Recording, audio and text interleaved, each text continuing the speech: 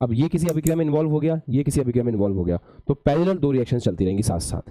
समझ रहे? तो इस बात को दिमाग में रखना है। मैं अभी बता रहा हूं आपको, एग्जाम तक याद रखनी मेरी बात आपको, कि पेपर कैसा भी हो, डिफिकल्ट हो, इजी हो, आप सवाल बन रहे हैं नहीं बन रहे, अगर आप एक पढ़ने वाले बच्चे हो, अगर आप एक मेहनती बच्चे हो, तो थोड़ा सा पेन को रख के पॉज लेना है पेपर के अंदर और ये सोचना है, अपने आप को रिवाइज कराना है कि यार सर ने बताया था, अगर ये पेपर ईजी है सबके लिए ईजी है, अगर ये टफ है सबके लिए टफ है, तो मुझे घबराने की कोई जरूरत नहीं है, मुझे बस पेपर अच्छे से करना है। और जिसको भी दिक्कत आ रही है सवाल करने में, शुरुआत करो वहां से जहां से सवाल शुरू हुए थे।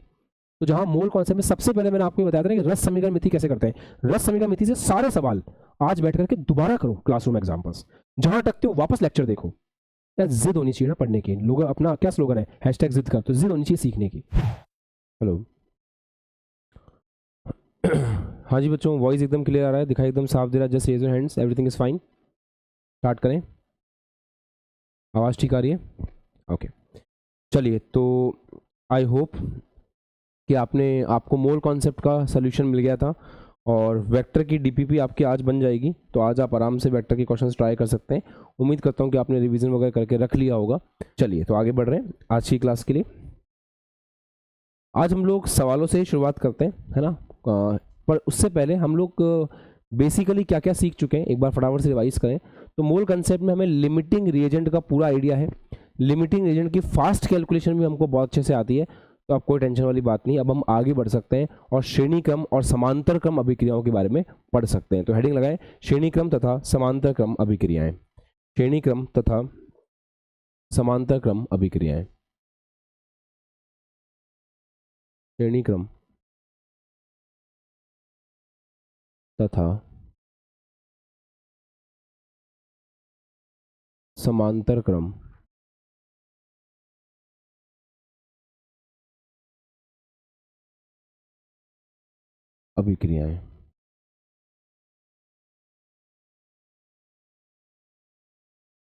श्रेणी क्रम तथा समांतर क्रम अभिक्रियाएं।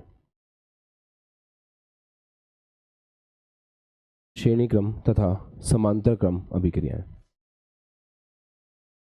अभी हम क्लास के लास्ट में डिस्कस कर लेंगे डीपीपी में आपको कौन से सवाल नहीं आए, उन सवालों का सॉल्यूशन। देखो आपको सॉल्यूशन दो तरह से मिल रहे हैं, एक तो आपको क्वेश्चन मिला, फिर आपको उसका पीडीएफ सॉल्यूशन मिल गया।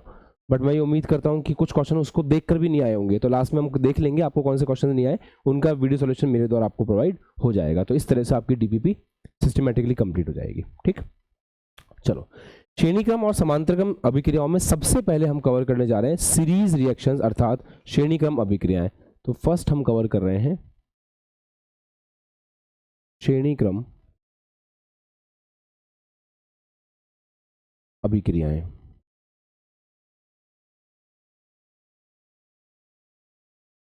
चलो देखते हैं श्रेणी क्रम अभिक्रियाएं क्या होती है। बेटा श्रेणी क्रम का मीनिंग पूरी साइंस में एक ही होता है, एक के बाद एक, एक के बाद एक, एक के बाद एक। मतलब जैसे एक अभिक्रिया हुई, उस अभिक्रिया से एक उत्पाद बना, वो उत्पाद किसी और अभिक्रिया के लिए अभिकारक का काम कर रहा है ना। फिर वो अभिक्रिया हुई, उससे फिर एक उत्पाद बना, वो किसी तीसरी अभिक्रिया के लिए फिर से अभिकारक का काम कर रहा है। फिर एक अभिक्रिया हुई, फिर एक उत्पाद बना, वो अगली अभिक्रिया के लिए अभिकारक का काम कर रहा है। इस प्रकार से जब रिएक्शन आगे बढ़ती है तो हम उसे श्रेणी क्रम अभिक्रिया या सीरीज रिएक्शन के नाम से जानते हैं। ऐसा भी हो सकता है कि हम अभिक्रिया को पैरेलल के रूप में देखें। तो पैरेलल रिएक्शन में क्या होता है? पैरेलल रिएक्शन में ये होता है जैसे ए है,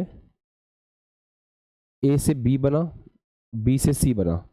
अब ये किसी अभिक्रिया में इन्वॉल्व हो गया, ये किसी अभिक्रिया में इन्वॉल्व हो गया, तो पैरेलल दो रिएक्शंस चलती रहेंगी साथ साथ। समझ रहे? सीरीज में क्या हो रहा है, एक से उत्पाद बन रहा है, फिर उसी से वापस अभिकारक उत्पाद, फिर वो अभिकारक अगला उत्पाद, इस तरीके से। और पैरेलल में दो रिएक्शन साथ में चलेंगे, एक अभिक्रिया से दो उत्पाद बने, फिर वो दोनों अपनी रिएक्शंस कर रहे हैं। कोई टेंशन की बात नहीं है, हम वैसे भी सीक्वेंस में पढ़ने वाले हैं। तो सबसे पहले हम पढ़ रहे हैं श्रेणी क्रम संयोजन। तो पुट ऑन द हेडिंग श्रेणी क्रम संयोजन। और इसको पढ़ना नहीं है तो मैंने आपको बता दिया, ऐसे ही सीधा सवाल करना है। तो मैं श्रेणी क्रम संयोजन का आपको एक सवाल कराता हूं।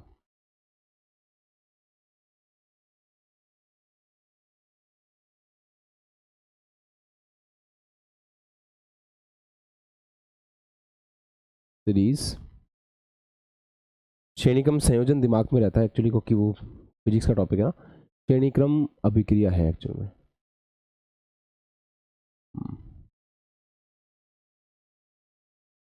Series reaction. चलिए सवाल लिखिए।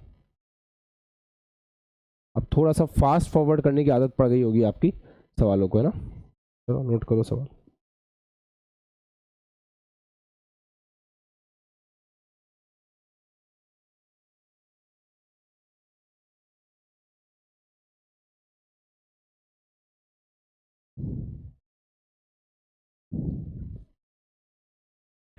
क्वेश्चन है 3A + 5B, उससे बन रहा है 7C + 2D।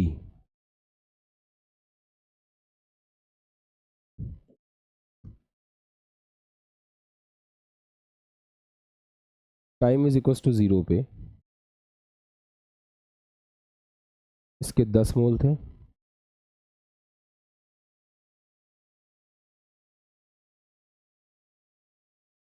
इसके 20 मोल थे। फिर एक अभिक्रिया हो रही है जिसमें 5C से बन रहा है 4E अभिक्रिया, और फिर ऐसा हो रहा है कि 7E से बन रहा है 9F। सवाल यह है कि अभिक्रिया के पश्चात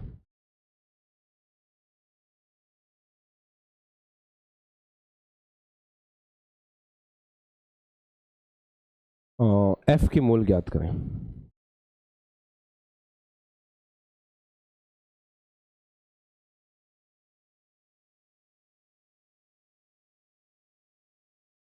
अभिक्रिया के पश्चात F की मोल ज्ञात करें।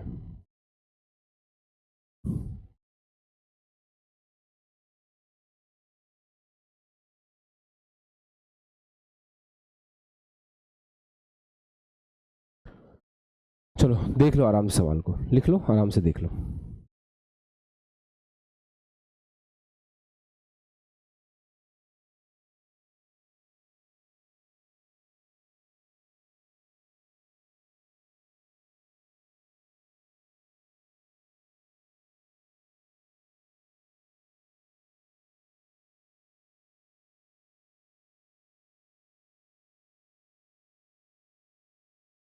डन, देख लिया, समझ रहे आराम से। चलो अब लिखना बंद करेंगे, पहले आराम से समझेंगे। बड़ा आसान सवाल है, कोई इसमें कुछ भी ज़्यादा टफ नहीं है, इजी है। कैसे करना है, हमें एक बात समझ में आ गई है कि पहले ही अभिक्रिया होगी, इस अभिक्रिया से कुछ C बनेगा, वो C आगे अभिक्रिया करके E बनाएगा, फिर वो E आगे अभिक्रिया करके F बनाएगा। मतलब ये श्रेणी क्रम अभिक्रिया है।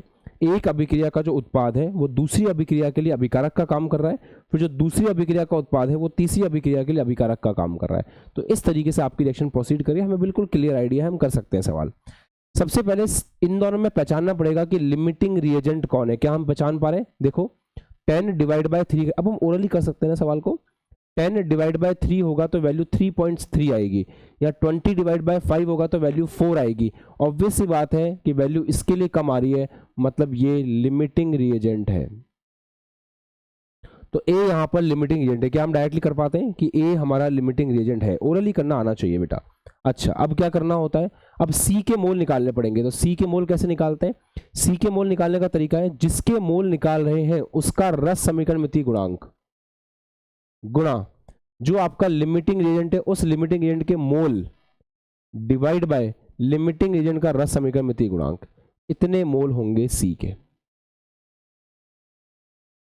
कुछ भी करने की जरूरत नहीं है, बस आपको थोड़ा सा कंसेप्चुअली स्ट्रांग होना पड़ेगा। फटाफट से फॉर्मूला लगाना आना चाहिए। इसलिए आपको डीपीपी दी गई थी, उसको आपने सॉल्व किया होगा, प्रैक्टिस की होगी, ओरली कर पाएंगे हम कि यहाँ पर इसके मोल कैसे निकालेंगे, इसका रस समीकरण मिति गुणांक इनटू जो आपका लिमिटिंग रिएजेंट है उसके मोल डिवाइड बाय उसका रस समीकरण मिति गुणांक 70/3। अब ये जो सी है वो ऐसे कैसा यहाँ पे काम आ गया, तो 70/3 मोल ऐसे कैसे काम आ जाएंगे। अब आप बोलोगे सर यहाँ तो इसके 7 मोल थे, यहाँ 5 मोल है, उससे कोई फर्क नहीं पड़ता, ये तो अभिक्रिया करने का तरीका है। मोटी मोटी बात है कि जितना सी यहाँ पे था वो सारा का सारा यहाँ काम आ जाएगा, जितना सी उधर था उतना सी ऐसे का ऐसा यहाँ पे काम आ जाएगा, अभिक्रिया में आगे बढ़ेगा, वो उसी सी ने अभिक्रिया की आगे जा करके। ठीक, अच्छा अब बताओ ई कितना बनेगा। अब तो लिमिटिंग रीजन का कोई लफड़ा ही नहीं, अब तो ई के हिसाब से देखना, तो ई कितना बनेगा कोई बता सकता है? कैसे बताते हैं? ई का रस समीकरण मिति गुणांक गुणा जिससे इसको बना रहे हैं उसके मोल, किससे बना रहे हैं, सी से, तो सी के मोल कितने हो गए 70/3 डिवाइड बाय जिससे बना रहे हैं उसका रस समीकरण मिति गुणांक का भाग लगेगा, वही जो कंसेप्ट लिमिटिंग एजेंट का है कि लिमिटिंग एजेंट के मोल डिवाइड बाय उसका रस समीकरण मिति गुणांक। सिमिलरली यहाँ पे ई के लिए आप देख रहे हैं तो ई का रस समीकरण मिति गुणांक कितना है 4, किससे बना रहे हैं सी से, सी के मोल कितने हैं 70/3 डिवाइड बाय सी का रस समीकरण मिति गुणांक। क्या ये वैसे भी ठीक है क्या, 5 मोल सी से 7 मोल ई बनता है तो 1 मोल सी से बनेगा 4 मोल ई अपॉन 5, 70/3 से कितना बनेगा, वही तो है ये लॉजिकली अगर समझना चाहो, कुछ बड़ी बात नहीं है। अच्छा ये ऐसे कैसा यहाँ आ जाएगा, फिर इतने मोल ई के हो गए, इतने मोल ई के हो गए तो 4 × 70/3 इंटू 1/5 इतने मोल इसके हो गए। अच्छा तो अब एफ के मोल कैसे लिखेंगे, इसके मोल कैसे लिखेंगे, किससे बना रहे हो इसको, इससे बना रहे हो तो पहले उसके मोल, पहले इसका रस समीकरण मिति गुणांक कितना है, इसका रस समीकरण मिति गुणांक 9 इंटू जिससे बना रहे हो उसके मोल डिवाइड में इसका रस समीकरण मिति गुणांक का भाग लगेगा। दैट्स इट, ये आपका फाइनल आंसर है।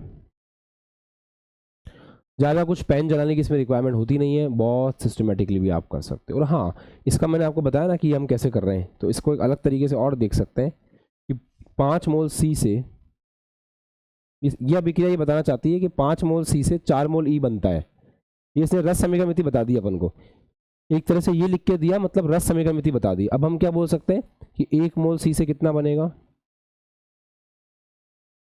इतना ई बनेगा। अच्छा हमारे सवाल में सी कितना पैदा हुआ है, ये रहा 70/3, तो 70/3 से कितना बनेगा, 1 से इतना बन रहा है तो 70/3 से गुणा कर दो। This is the concept which you have to remember, और ये बेसिक बात है बस, और कुछ नहीं। आई होप इट्स क्लियर बेटा एवरीवन, है ना। अब इस तरह के सवाल और करेंगे अपन तो और आपको आइडिया होगा।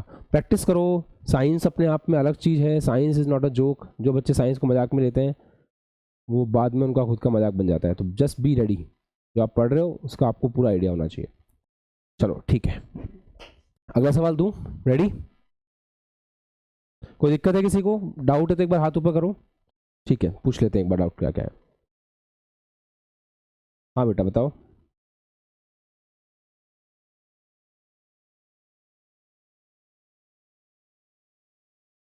इससे इससे क्या निकालना है, 5 मोल सी निकालने हैं, तो वो फिर अभिक्रिया का स्टाइशियोमेट्री से आप कर नहीं पाओगे ना। देखो इस रिएक्शन का मतलब ये है कि आपने अगर 3 मोल ए लिया है तो आपको 7 मोल सी मिलेगा, समझना। सीरीज रिएक्शन में क्या होता है बेटा, आपको 3 रिएक्शन दे रखी हैं कि ये पहली रिएक्शन ऐसे होगी, दूसरी ऐसे होगी, तीसरी ऐसी होगी। पहले की रस समीकरण मिति ये है, दूसरे की ये है, तीसरे की ये है, ठीक है। यहाँ पे जितना भी सी बनेगा ना वही सी जाकर के यहाँ क्रिया करेगा इस अभिक्रिया के अनुसार, फिर इस अभिक्रिया से जितना भी ई बनेगा ना वो जाकर के यहाँ क्रिया करेगा इस अभिक्रिया के अनुसार, ये कहने का मतलब है। अब अगर आप यहाँ पे 5 मोल सी के लिए करोगे, यहाँ पे अगर आप 5 मोल सी के लिए करोगे तो फिर आपको डबल मेहनत करनी पड़ेगी। पहले आप 7 मोल ए से कितने मोल सी बन रहा है, इतना बन रहा है, 10 मोल से इतना बन रहा है, 7 सी के लिए अपन को 10 मोल चाहिए, 5 सी के लिए कितना चाहिए होगा, फिर आप चेक करोगे, फिर यहाँ पुट करोगे, आंसर एग्जैक्टली सेम ही आएगा, उससे कोई खास फर्क नहीं पड़ेगा, परंतु एफर्ट्स बढ़ेंगे, टाइम बढ़ेगा, गलती होने के चांस भी बढ़ेंगे। सिंपल दिमाग में ये बात रखो, यहां से इस अभिक्रिया से जितना भी सी बना, कितना बना अपने पास 70/3 मोल, तो वो 70/3 मोल सी हमारे पास पड़ा हुआ है। अब वो 70/3 मोल सी को अभिक्रिया करनी है, किस तरीके से, इस तरीके से। ये तरीका क्या है कि 5 मोल सी जब क्रिया करता है तो 4 मोल ई बनता है, ये हमको रस समीकरण मिति दे रखी है। अब हमारे पास कितना मोल सी है, हमारे पास 70/3 मोल सी है, तो पता लगाओ कि 70/3 मोल सी से कितना ई बन रहा है, हमने वो पता लगा लिया। अब हमारे पास ई पड़ा हुआ है, अब ई अभिक्रिया करेगा जाकर के एफ से, उसका एक तरीका है क्या कि 7 ई अभिक्रिया करता है तो 9F बनता है। अब तुम्हारे पास कितना ई है उससे कितना बनेगा चेक कर लो, ऐसे। आ गया समझ में, ये सीरीज पैरेलल का मीनिंग है, ठीक है बेटा। हो सकता है ये डाउट काफी बच्चों का क्लियर हो गया अभी आपको कंसेप्ट।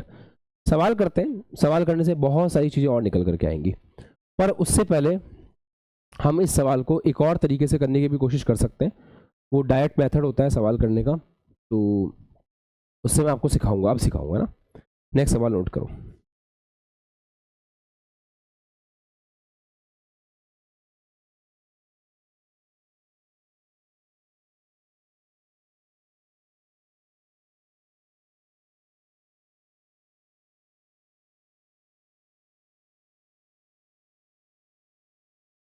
आप एक बार ट्राई कर लो इसको।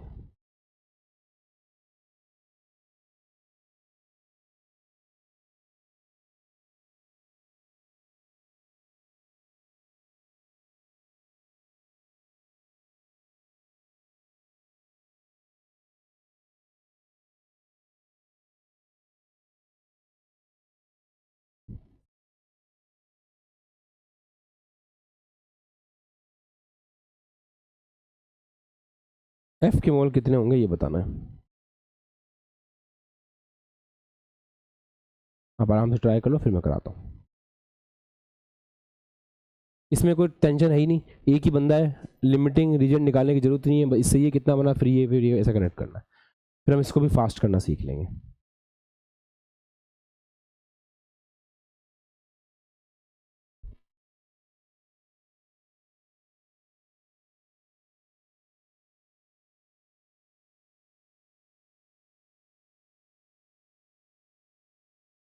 हाँ जी, चेक कर लें एक बार कैसे किया आपने।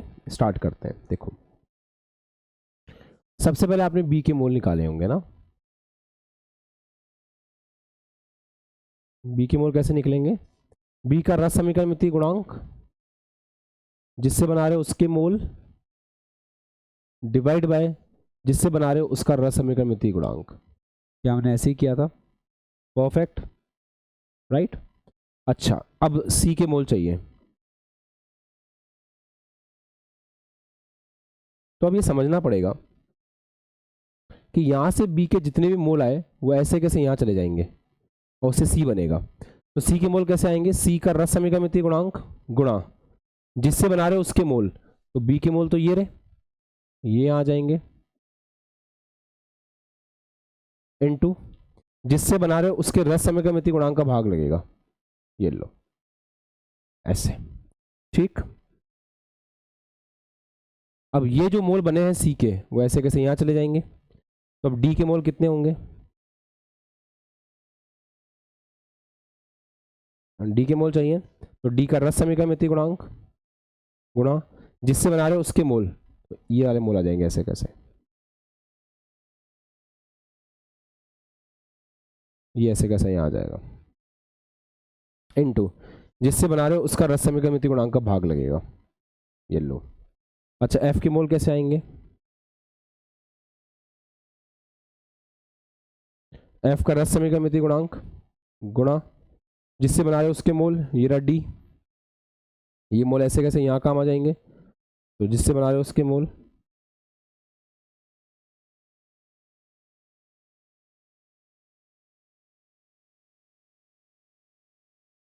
जिससे बना रहे हो उसका रस समीकरण मिति गुणांक का भाग लगेगा।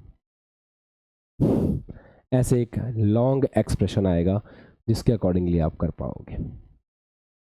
क्या हम इसको इजी कर सकते हैं? ऐसे हुआ सबका सही है, ऑलमोस्ट ऐसे ही किया था। अच्छा, क्या हम इसको थोड़ा इजी कर सकते हैं, क्योंकि ये तो बड़ा अजीब लग रहा है देखने में। हाँ बिल्कुल कर सकते हैं, एक इजी अप्रोच बताता हूं मैं आपको, ठीक है।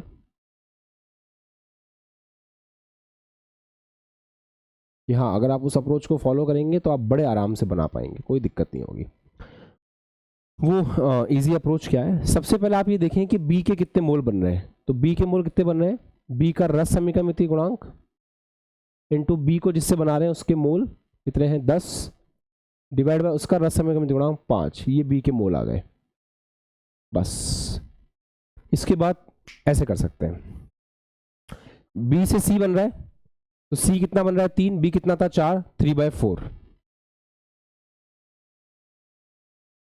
उसके बाद इससे बन रहा है सी से बन रहा है डी 3/5। उसके बाद लास्ट में फाइनली एफ बन रहा है 2/7। बस खत्म। चेक कर लीजिए दोनों सेम है, कोई डिफरेंस नहीं है। तो इस तरीके से बिना उलझन में पड़े आप थोड़ा सा डायरेक्ट भी कर पाएंगे। एक सवाल और देता हूं जो प्रैक्टिस भी करवा देगा, डायरेक्ट करना, ठीक है, डायरेक्ट करना। मैं यहां लिख देता हूं, आप जब तक कॉपी कर लो।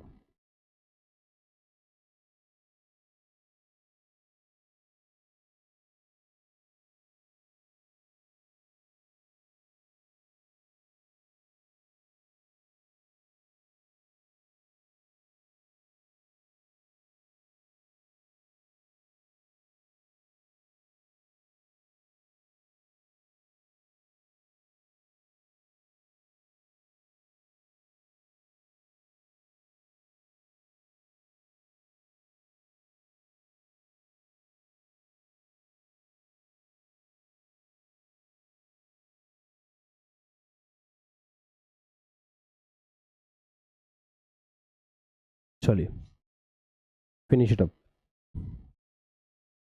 निपटाओ ऐसे।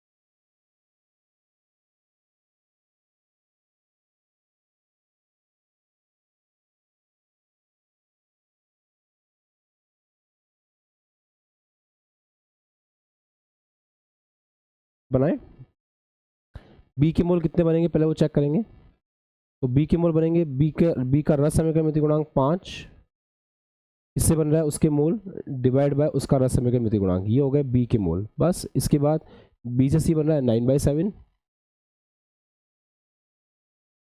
8/7, दैट्स इट। ऐसा ही है, सही था ना? हाँ, तो बस ऐसे अप्रोच एक बार पकड़ लो, उसके बाद में कोई दिक्कत होती नहीं है, कभी कोई टेंशन होगी नहीं, एवरीथिंग इज फाइन। अब हेडिंग लगाएंगे standard temperature and pressure. Standard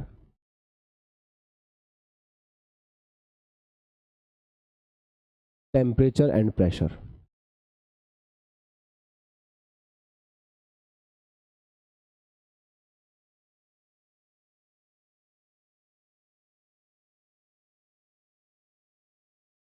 बेटा हमने कुछ दाब को और कुछ तापमान को स्टैंडर्ड माना हुआ है कि ये हमारे लिए स्टैंडर्ड टेम्परेचर और स्टैंडर्ड प्रेशर है, ये हमने अज्यूम किया हुआ है ना? तो ये जो अज्यूम किया हुआ है इसके अकॉर्डिंगली दो तरह की पद्धति चलती है, एक है ओल्ड, एक है न्यू। स्टैंडर्ड टेम्परेचर और प्रेशर को आपको बुक्स वगैरह में शॉर्ट में एसटीपी लिखा हुआ मिलेगा।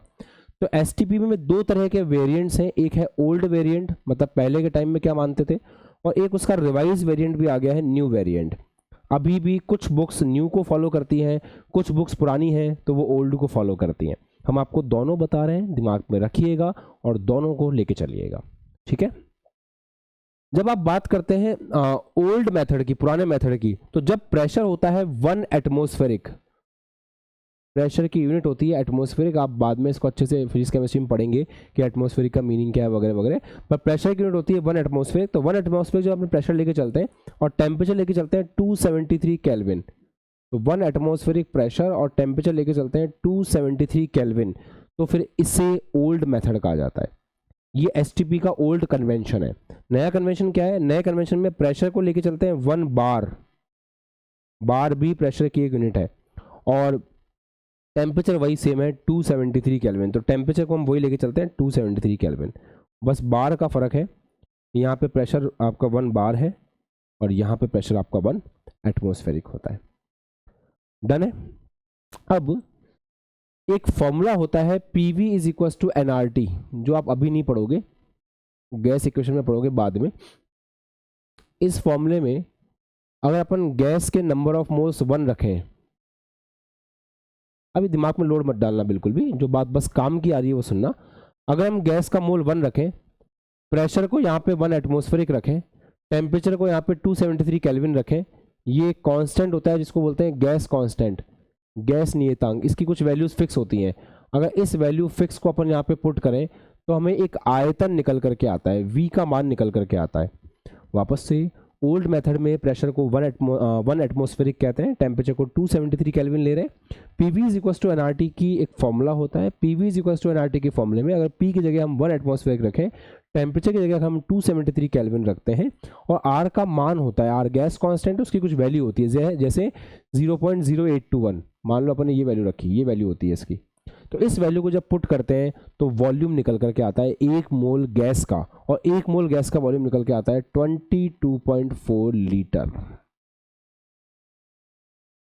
ये बात हर साइंस का बच्चे को याद होनी चाहिए, क्या कि 1 मोल गैस, वापस से 1 मोल गैस कितना आयतन घेरती है, 1 मोल गैस कितना आयतन घेरती है एसटीपी पर, वो होता है 22.4 लीटर। ये सबको पता होना चाहिए। अच्छा, एक सवाल पूछता हूँ, एक गैस है जो एसटीपी पर जो आयतन घेर रही है वो 44.8 है। क्या आप मुझे बता सकते हो उस गैस के कितने मोल हैं? एसटीपी पर, सवाल वापस बोलूं, एसटीपी पर एक गैस है जो 44.8 लीटर आयतन घेर रही है, तो उसके मोल कितने हुए? बिल्कुल सही, 2 मोल। परफेक्ट। क्यों? क्योंकि 1 मोल इतना घेरती है तो 2 मोल इतना घेरेगी। ऐसे सवाल बनते हैं काफ़ी सारे इसके ऊपर। अच्छा, यहाँ भी कर सकते हैं, जब प्रेशर को हम 1 बार लेंगे, टेम्परेचर को हम 273 केल्विन लेंगे, तो वापस से n मोल के लिए चेक करेंगे। तो यहाँ पे इस कन्वेंशन को यूज़ करके, इस नए वाली पद्धति को यूज़ करके जब हम सॉल्व करते हैं तो यहाँ जो वैल्यू आती है वो थोड़ी सी डिफरेंट आती है, 22.4 नहीं आती। यहाँ पे 1 मोल गैस की वैल्यू आती है 22.7। तो ये थोड़ा सा ओल्ड और न्यू का चक्कर है। आपको हो सकता है किसी बुक में 22.7 लेके सॉल्व कर रहा हो, किसी बुक में 22.4 लीटर लेके सॉल्व कर रहा हो, तो आपको परेशान नहीं होना है, आपको पता है कि इसके पीछे की कहानी क्या चल रही है। अच्छा, ये क्या है वैसे? ये है एसटीपी पर 1 मोल गैस द्वारा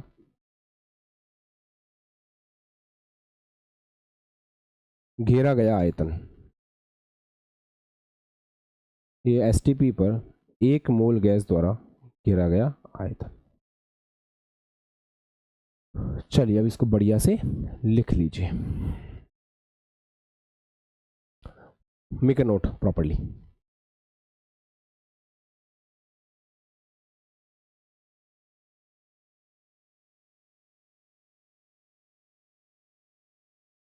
फिर मैं एक मोल का फॉर्मूला है जनरल वो लिख रहा हूं।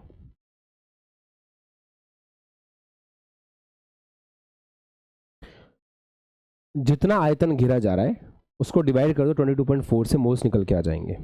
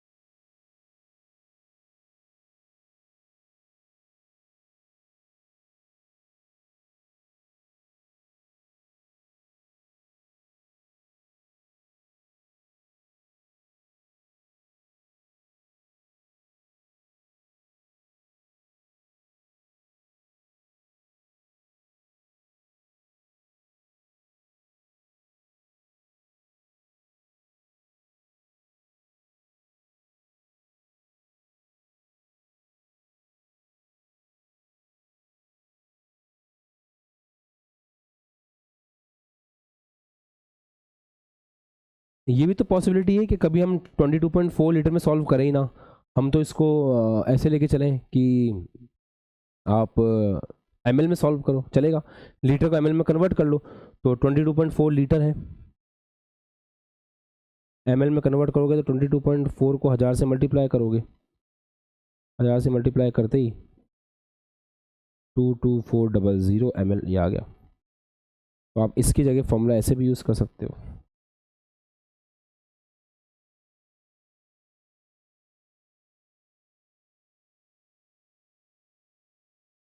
सेम फॉर्मूला, बस ये है कि अगर ये आयतन, इधर वाला आयतन आपको लीटर में दे रखा हो तो ये यूज़ कर लेना, और ऊपर वाला आयतन अगर ml में हो तो 22400 यूज़ कर लेना, ऐसे। ठीक है, ये पॉइंट है। चलिए कॉपी कीजिए, मैं एक सवाल देता हूँ फिर आपको।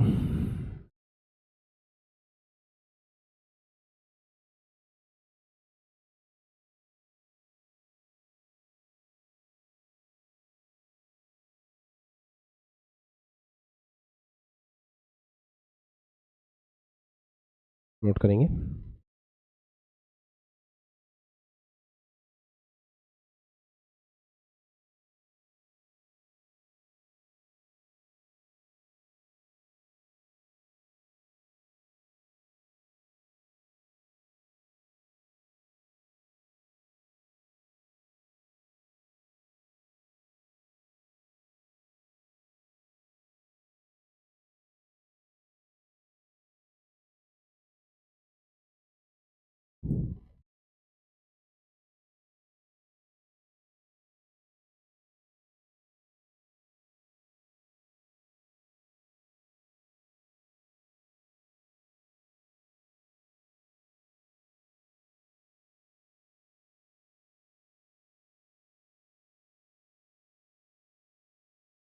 चलिए करिए।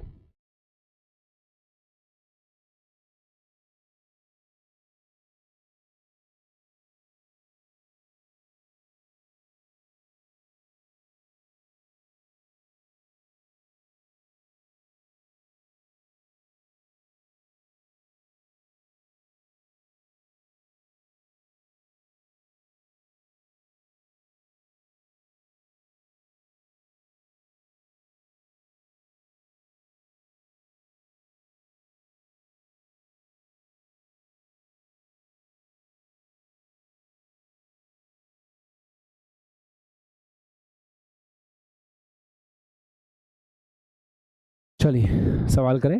देखो सवाल कह रहा है 5.6 लीटर N2O का STP पर भार कितना होगा। अब हमारे पास मोल के दो फॉर्मूले आ चुके हैं बेटा, हमारे पास मोल के दो फॉर्मूले कौन से आ चुके हैं, एक तो भार बटा मोलर भार या मोलर द्रव्यमान, दूसरा मोल का फॉर्मूला कौन सा आ चुका है हमारे पास, STP पर घेरा गया आयतन, STP पर घेरा गया आयतन डिवाइड बाय 22.4 लीटर। अच्छा लीटर में दे रखा है तो मैंने लीटर यूज कर लिया है ना, कोई टेंशन वाली बात नहीं है। चलिए अब N2O का, अब इसको आपस में कनेक्ट करके यूज कर लेंगे इन दोनों फॉर्मूलों को। भार, भार में निकालना है, मान लेते हैं W है। अच्छा N2O का मोलर भार निकाल सकते हैं कि आप कितना आ रहा है, चेक कीजिए। तो N2O नाइट्रोजन का होता है 14, 14 दूनी 28, 28 प्लस 16 ये आ गया 44। W/44 is equal to 5.6 litre उसका STP पे गिरा हुआ आयतन है, 5.6/22.4, तो ये आ गया W is equal to 56 into 44/224। ये आपका आंसर हो गया, एज सिंपल एज दैट। कर पाएंगे, बस हो गया। चलो सॉल्व कर लें क्या। ये आ गया 56 चौक 224 11।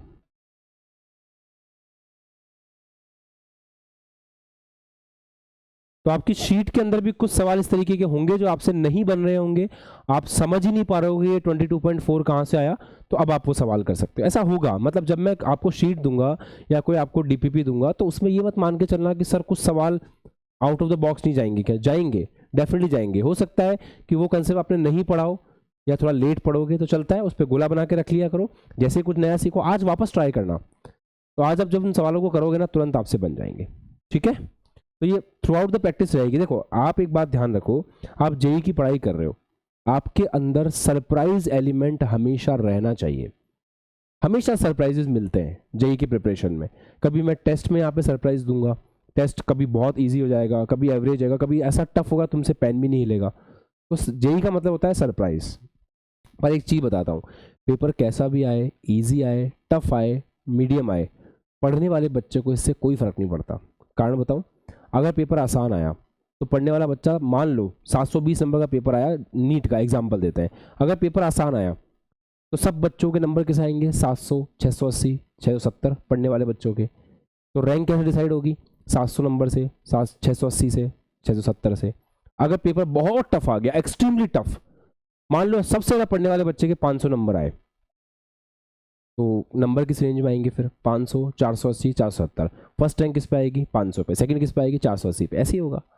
अगर पेपर एक्सट्रीमली डिफिकल्ट आ गया, इतना डिफिकल्ट जैसे एडवांस का आता है, एक्सट्रीमली डिफिकल्ट आ गया, टॉपर के आ रहे हैं 20 नंबर मान लेते हैं, तो 20 नंबर पे फर्स्ट रैंक आएगी। तो इस बात को दिमाग में रखना है, मैं अभी बता रहा हूं आपको, एग्जाम तक याद रखनी मेरी बात आपको, कि पेपर कैसा भी हो, डिफिकल्ट हो, इजी हो, आप सवाल बन रहे हैं नहीं बन रहे हैं, अगर आप एक पढ़ने वाले बच्चे हो, अगर आप एक मेहनती बच्चे हो, तो थोड़ा सा पेन को रख के एक पॉज लेना है पेपर के अंदर, और ये सोचना है, अपने आप को रिवाइज कराना है कि यार सर ने बताया था, अगर ये पेपर ईजी है सबके लिए ईजी है, अगर ये टफ है सबके लिए टफ है, तो मुझे घबराने की कोई ज़रूरत नहीं है, मुझे बस पेपर अच्छे से करना है। ठीक है, क्योंकि पढ़ने वाला बच्चा हूँ मैं, तो मैं पढ़ने वाला बच्चे सारे एक जैसे होते हैं, तो मैं सही रहेगा, सबका एक जैसा पेपर है। बच्चे पैनिक कर जाते हैं, घबरा जाते हैं, आपके अंदर घबराहट का एलिमेंट तो होना ही नहीं चाहिए। Extremely serious but not feared, डरे भी नहीं होने चाहिए, सीरियस होने चाहिए पढ़ाई को लेके। तो परसों के टेस्ट को अपने जे मेन का टेस्ट मान के करना है, ईमानदारी से पेपर देना है, आज की रात, कल का दिन, कल की रात, इस तरीके से मेहनत करनी है कि परसों आपका जेई का पेपर है। अगर एएसएल के हर एक टेस्ट को इस तरीके से दोगे तो मज़ा आएगा। फिर आपका एडवांस लेवल का टेस्ट भी होगा। एडवांस में 6 घंटे का टेस्ट होता है, पता है आपको, 3 घंटे का टेस्ट मॉर्निंग में, 3 घंटे का टेस्ट इवनिंग में, 6 घंटे का पेपर होता है एडवांस के अंदर। आपको एक बढ़िया बात और बताता हूँ, आप जो बच्चे घर पे पढ़ाई कर रहे हैं, स्कूल वगैरह नहीं, जो आप नहीं जा रहे हैं, ठीक है, अब 9:30 से 12:30 के बीच में और 2:30 से 5:30 के बीच में ज़्यादा से ज़्यादा पढ़ाई किया करें। 2 साल अपने आप को इस तरीके से रखें, क्योंकि मुझे लगता है कि आप अच्छी रैंक टारगेट कर रहे हैं, सब बच्चे 11th के। तो आपका पेपर कब होना है, 9:30 से 12:30, और फिर सेकंड पेपर कब होना है, 2:30 से 5:30। तो इन दोनों समय हमारे दिमाग को एकदम अलर्ट रखना है, नींद नहीं लेनी बिल्कुल भी। दिन में अगर सोने की हैबिट है किसी बच्चे की, छोड़ दो, उस समय ब्रेन पूरा एक्टिव होना चाहिए आपका। सिमिलरली बायो वाले बच्चे को भी ऐसे ही करना है। अपने आप को अभी से मान के चलो कि you are a very very very serious aspirant, आपके लिए सारे पेपर इंपॉर्टेंट है, सारी पढ़ाई इंपॉर्टेंट है, क्योंकि आप जो काम कर रहे हो ना वो ऑलरेडी 1% बच्चे कर रहे हैं।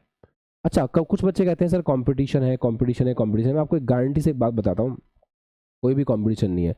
अगर 10-12 लाख बच्चे पेपर दे रहे हैं ना, तो 1% बच्चे ही सीरियस हैं, बाकी सब अपनी प्रिपरेशन में टाइम पास करते हैं, सब अपनी प्रिपरेशन में इधर से उधर घूमना फिरना, मतलब सीरियसली किसी एक टीचर को फॉलो नहीं कर पाना, ये सब करते हैं।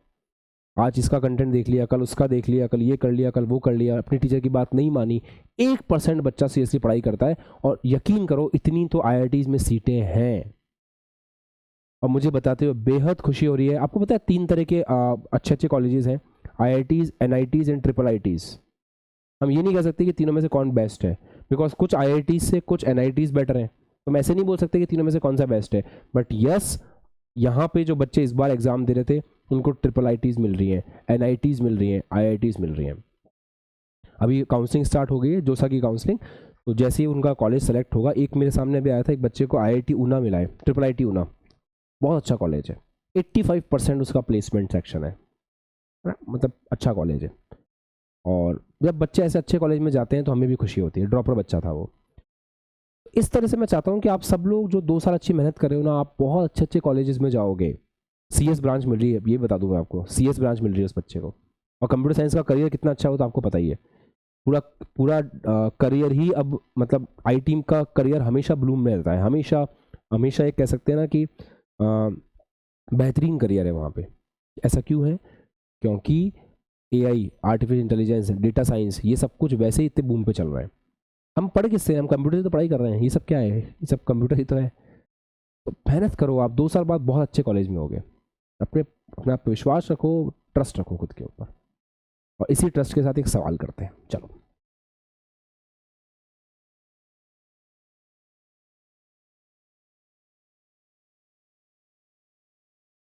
क्वेश्चन लिखेंगे।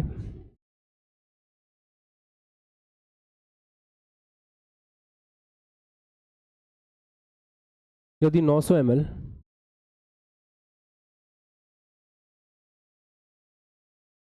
O2 व O3 के मिश्रण को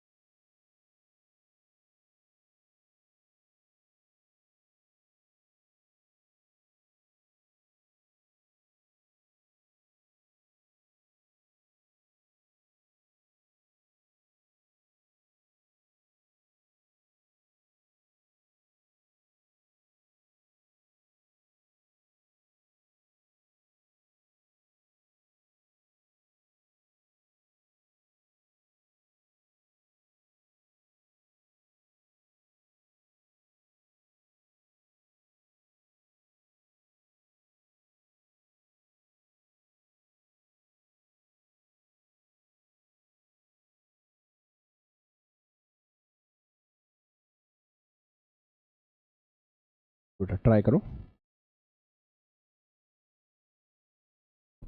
इक्वेशन बनाने की कोशिश करो, आसान सवाल है, हो जाएगा।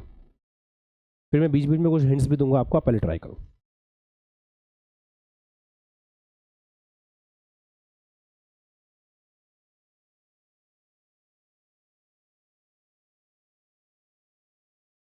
हाँ जी बच्चों, कर लिया, हो गया सवाल। देखो कैसे करते हैं सवाल को, अप्रोच कैसे करते हैं वो देखते हैं। 900 ml O2 व O3 का मिश्रण है, मतलब 900 ml में, मुझसे बस अप्रोच सीखा करो, सवाल तुम खुद किया करो। 900 ml में दो चीजें हैं, एक O2 है, एक O3 है। मान लेते हैं O2 VML है, तो O3 कितना होगा? सर दोनों मिलाकर के 900 है, तो इसको आपने अगर V मान लिया तो ये अपने आप कितना हो गया? 900 माइनस VML। सही है बेटा? अच्छा, सवाल देखा आपने, STP पर बात हो रही है, तो अगर STP पर बात हो रही है तो O2 के मोल कितने हुए? क्या कोई बच्चा O2 के मोल बता सकता है? मोल को कैसे लिख सकते हैं? कितना आयतन घेरा है डिवाइड बाय 22.4, है ना, कितना आयतन घेरा है डिवाइड बाय 22.4। मान लेते हैं अगर VML माना है तो फिर आपको 20 वो करना पड़ेगा यार, अगर VML मानोगे ना तो आपको 22.400 लेना पड़ेगा। एक काम करते हैं अपन V लीटर मान लेते हैं, तो यहाँ भी चेंज करना पड़ेगा। छोड़ो ठीक है, कोई बात नहीं, ML में चलने दो। हाँ तो मोल कितने होंगे? V/22400, इतने मोल हो जाएंगे O2 के। अगर O2 के मोल इतने हैं तो O2 का भार कितना होगा? भार होता है मोल इंटू O2 का अणुभार।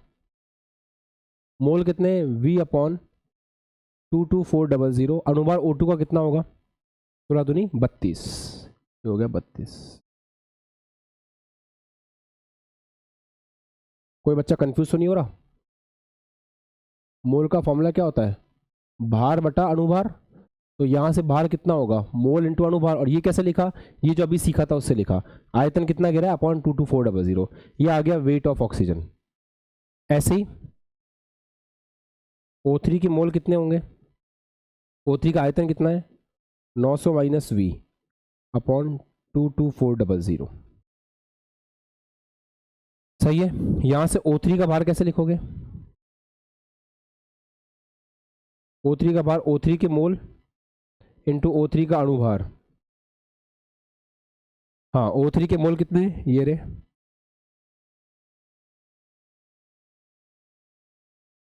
और O3 का अणुभार कितना होगा? 48। That's it. अच्छा सवाल क्या बोल रहा है? O2 और O3 के मिश्रण का भार कितना है? 1.5 ग्राम। मतलब सवाल में दिया है कि weight of O2 plus weight of O3 कितना है? 1.5। दोनों को ऐड करेंगे 32 into V upon 22400 plus 900 minus V into 48 divide by 22400 बराबर 1.5। थोड़ी सी बेसिक कैलकुलेशन होगी और यहाँ से v का मान निकल के आ जाएगा। एक बार v का मान आ गया, वही O2 की वैल्यू है, 900 में से माइनस कर देना, वो O3 की वैल्यू है। खत्म हो गया सवाल। तो ऐसे किसी सवाल को मतलब फ्रेम करते हैं तो टीचर्स भी ये एक्सपेक्ट करते हैं बच्चों से कि वो सिस्टमेटिकली सवाल करें। अब मैं एक सवाल दे रहा हूँ तो ध्यान से उसको करना। कहाँ लिखूँ, या ऊपर लिख रहा हूँ, जब तक तुम कॉपी कर लो।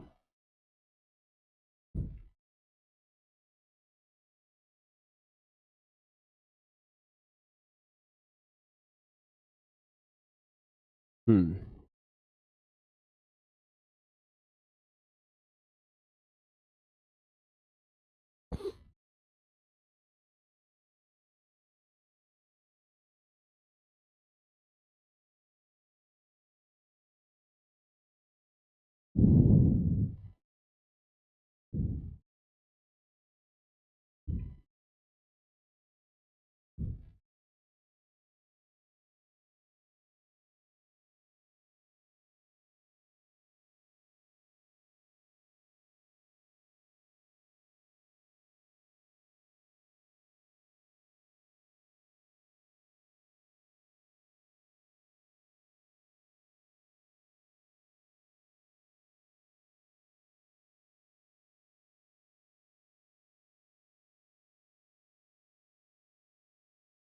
चलो करो,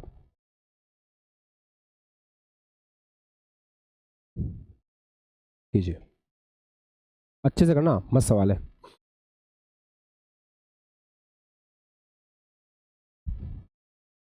हाँ जी देखें,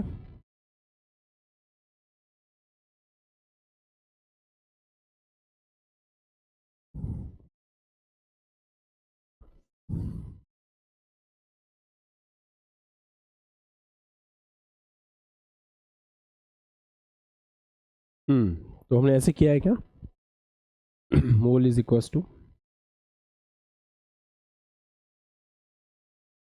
भार बटा अणुभार, एस टी पी पर जो आयतन है डिवाइड बाय, क्योंकि एम एल में है तो 22400, अगर एम एल में है तो। ठीक है, भार कितना है निकालना है, अणुभार जल का 18 है, आयतन है 500 डिवाइड बाय 22400। क्या हम लोगों ने ऐसे कर दिया है क्या, कितने बच्चों ने ऐसे कर दिया है, डब्ल्यू निकाल लिया है? अच्छा,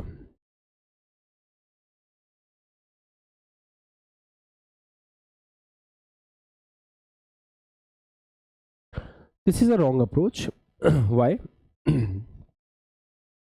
H2O के आगे लिखा हुआ है लिक्विड। क्या मैंने आपको बताया था क्या कि ये चीज लिक्विड पे अप्लाई होती है? मैंने क्लियरली मेंशन किया था गैस। तो जितने भी बच्चों ने इस अप्रोच से सवाल किया ये मिस कर गए कि वहां पे लिक्विड वर्ड लिखा हुआ है, गैस लिखा हुआ नहीं है, तो ये अप्रोच काम नहीं करेगी। तो हमें क्या करना रहेगा बेटा, हमें सिंपल अप्रोच को काम में लेना था, जो कि थी घनत्व बराबर द्रव्यमान बटा आयतन। तो द्रव्यमान बराबर घनत्व इनटू आयतन। घनत्व कितना है 0.9, आयतन कितना है 500,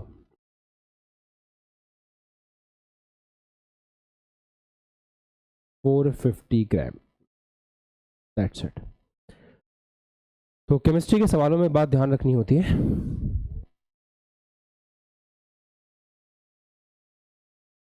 नहीं आते, मतलब केमिस्ट्री में आप चाहे एडवांस के सवाल भी देख लोगे ना तो बहुत बड़े सवाल नहीं मिलेंगे आपको मोल्स में, बहुत छोटे छोटे सवाल मिलेंगे, बट ऐसे मिलेंगे कि बस दिमाग पूरा फोकस होना चाहिए।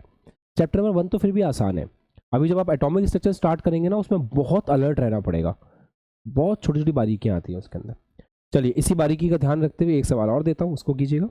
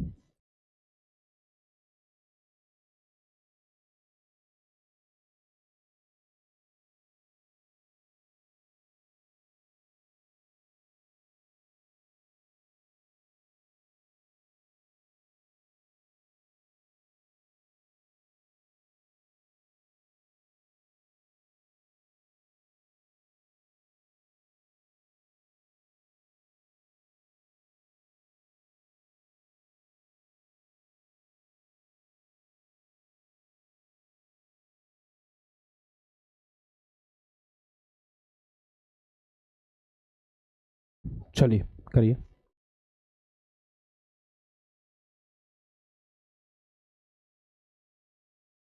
फास्ट।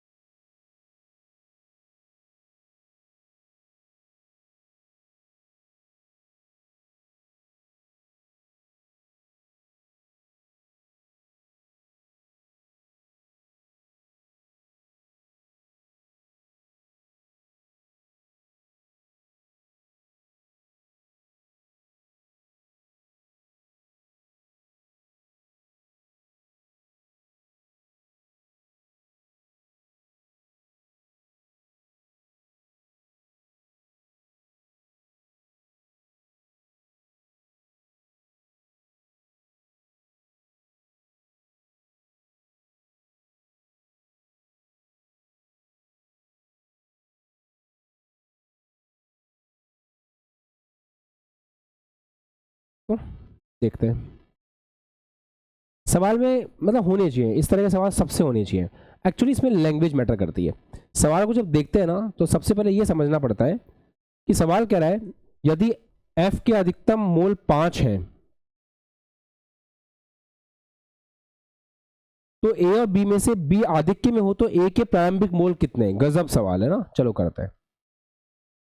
सबसे पहले तो ये मान लेते हैं, सवाल तो आसान है यार, पर ठीक है चलो मान लेते हैं कि इसके प्रारंभिक मोल X मोल है, ठीक है, और इसके जो मोल प्राप्त हुए हैं वो 5 मोल प्राप्त हुए हैं, और ये आधिक्य में है। देखो बेटा जो आधिक्य में होता है वो खत्म हो जाता है, ऐसा पॉसिबल है। जब आधिक्य बोल रखा है तो इसका मतलब है वो खूब सारा है, तो B इतना सारा है, इतना सारा है, इतना सारा है कि B खत्म नहीं हो सकता। खत्म कौन होगा? A खत्म होगा। A खत्म होगा मतलब लिमिटिंग रिएजेंट इस अभिक्रिया में कभी कोई बनेगा तो वो A बनेगा। ये वो कहना चाहता था, बस इतनी सी बात थी। और हमें उसने कहा कि A के मान लो, A के मोल बताओ, मान लेते हैं X मोल है, तो ये अभिक्रिया होते होते होते होते लास्ट में इसके जो मोल प्राप्त हो रहे हैं ना वो 5 प्राप्त हो रहे हैं। हम इस सवाल को ऐसे देखें अगर कि A के मोल अगर X हैं तो हम बेटा ये पता लगाने की कोशिश करते हैं कि यहां पहुंचेंगे तो कितने मोल प्राप्त होंगे F के। तो चलो स्टार्ट करते हैं।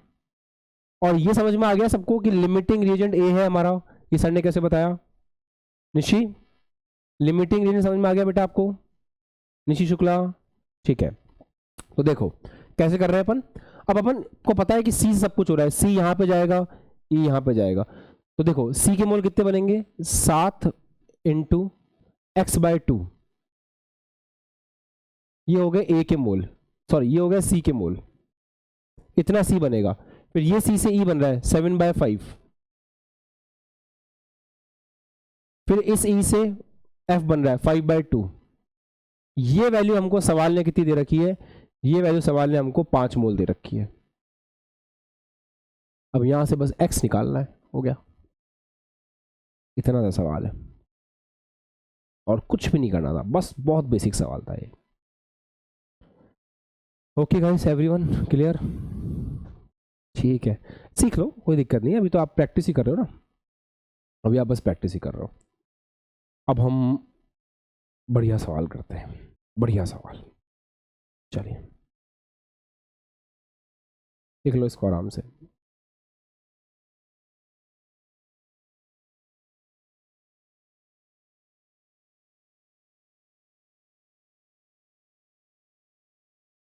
तो यहाँ लिख रहा हूँ सवाल।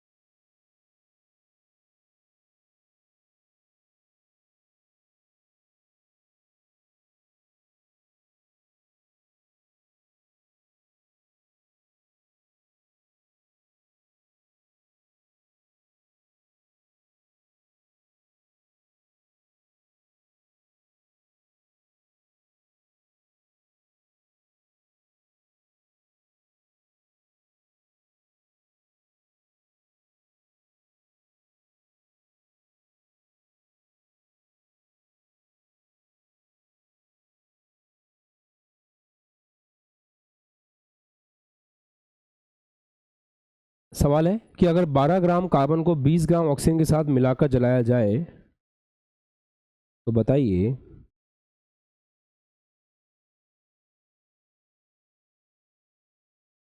CO या CO2 या दोनों की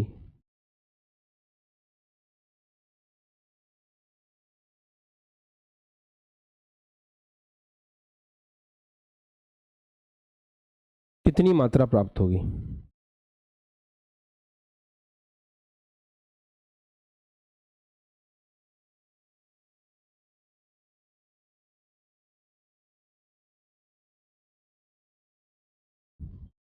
लिख लीजिए।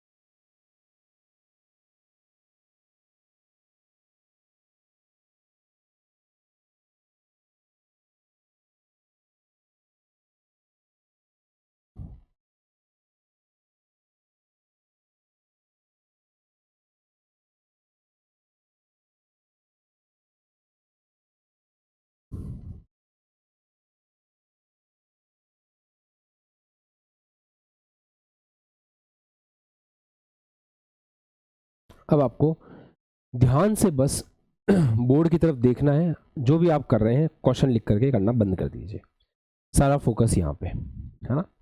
अब हम अच्छे सवालों की तरफ बढ़ रहे हैं, ऐसे सवाल जो जेईई मेन में पूछे जाते हैं, ध्यान से सीखिएगा। कार्बन को ऑक्सीजन के साथ जलाया जा रहा है, बताना है कार्बन मोनोऑक्साइड बनेगी, कार्बन डाइऑक्साइड बनेगी या दोनों बनेंगे। चेक करते हैं। कार्बन ऑक्सीजन के साथ क्रिया करेगा, तो कार्बन ऑक्सीजन के साथ क्रिया करेगा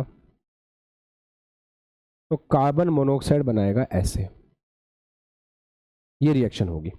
ठीक है, सवाल क्या बोल रहा है, टाइम बराबर 0 पे चेक करते हैं किसके मोल कितने कितने थे। ध्यान सब लोग इधर देखेंगे। और फिर ये कार्बन मोनोऑक्साइड अगर आगे अभिक्रिया कर पाता है, तो कार्बन मोनोऑक्साइड अगर आगे अभिक्रिया कर लेता है तो हाफ O2 से और अभिक्रिया करेगा और CO2 बन जाएगा। बैलेंस करने में दिक्कत तो नहीं है ना, हाफ को 2 से मल्टीप्लाई कर, 2 से 2 कट गया, एक ऑक्सीजन C+O बैलेंस है, यहाँ पे एक ऑक्सीजन जुड़ेगी CO2 बैलेंस है। ठीक है, मतलब ये CO2 जाके वहां क्रिया करेगा तो ऐसा होगा, देखते हैं। C+O2 गिविंग CO2, समझना काम की बात। कार्बन कितना है, 12 ग्राम कार्बन है। 12 ग्राम कार्बन का मतलब समझते हो, कार्बन के मोल कितने, अगर 12 ग्राम कार्बन है तो एक कार्बन का GMM भी 12 ही होता है, मोल हो गए 1, मतलब हमारे पास 1 मोल कार्बन है। ठीक है, ऑक्सीजन कितना है, 20 ग्राम ऑक्सीजन है। क्या 20 ग्राम ऑक्सीजन का मतलब समझते हो कि 20 ग्राम ऑक्सीजन कितनी होती है, बिल्कुल ऑक्सीजन 20/16।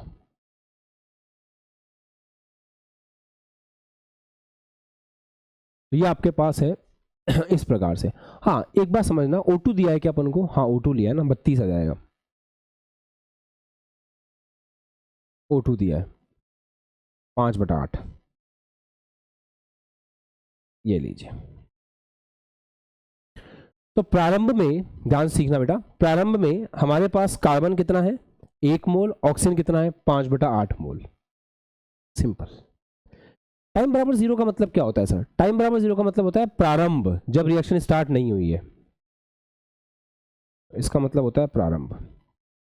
क्या किसी को मोल निकालने में दिक्कत नहीं है, 12 ग्राम कार्बन को 20 ग्राम ऑक्सीजन मिलाया है, शुरुआत की है, ठीक है। एक बात बताओ, क्या कार्बन मोनोऑक्साइड है, नहीं, कार्बन मोनोऑक्साइड तो बिल्कुल भी नहीं है। क्यों नहीं है कार्बन मोनोऑक्साइड, क्योंकि बनी नहीं है, अभी की अभी शुरू हुई नहीं है, तो कार्बन मोनोऑक्साइड नहीं है, सिंपल। इन दोनों में से लिमिटिंग रिएजेंट कौन है, आप खुद ही बता दो। अगर फर्स्ट कार्बन है तो नंबर 1 बोल देना, ऑक्सीजन है नंबर 2 बोल देना, कर लो चेक। कैसे चेक करते हैं पता है ना आपको, मोल डिवाइड बाय रस समीकरण गुणांक, करके देख लो कृष्णा, करके देखो बेटा। नंबर 1 डिवाइड बाय 1, तो वैल्यू कितनी आ रही है 1, 5/8 डिवाइड बाय 1/2, ऊपर चला गया 10/8, वैल्यू 1 से ज़्यादा आ रही है, समझ रहे हो, समझ रहे हो ना, ठीक है। तो लिमिटिंग एजेंट कौन है, ये आपका लिमिटिंग एजेंट है।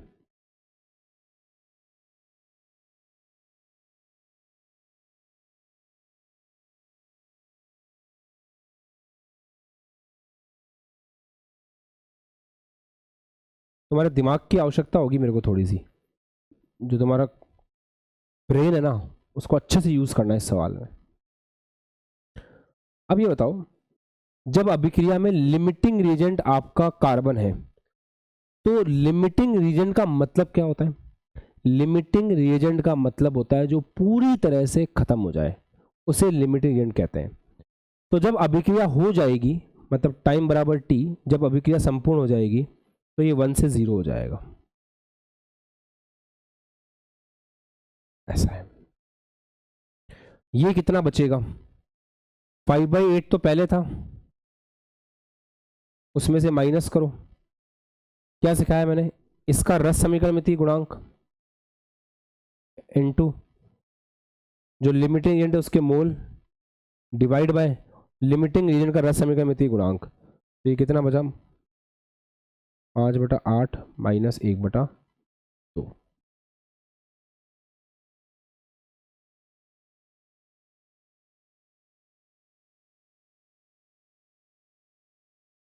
ये इतना बचेगा,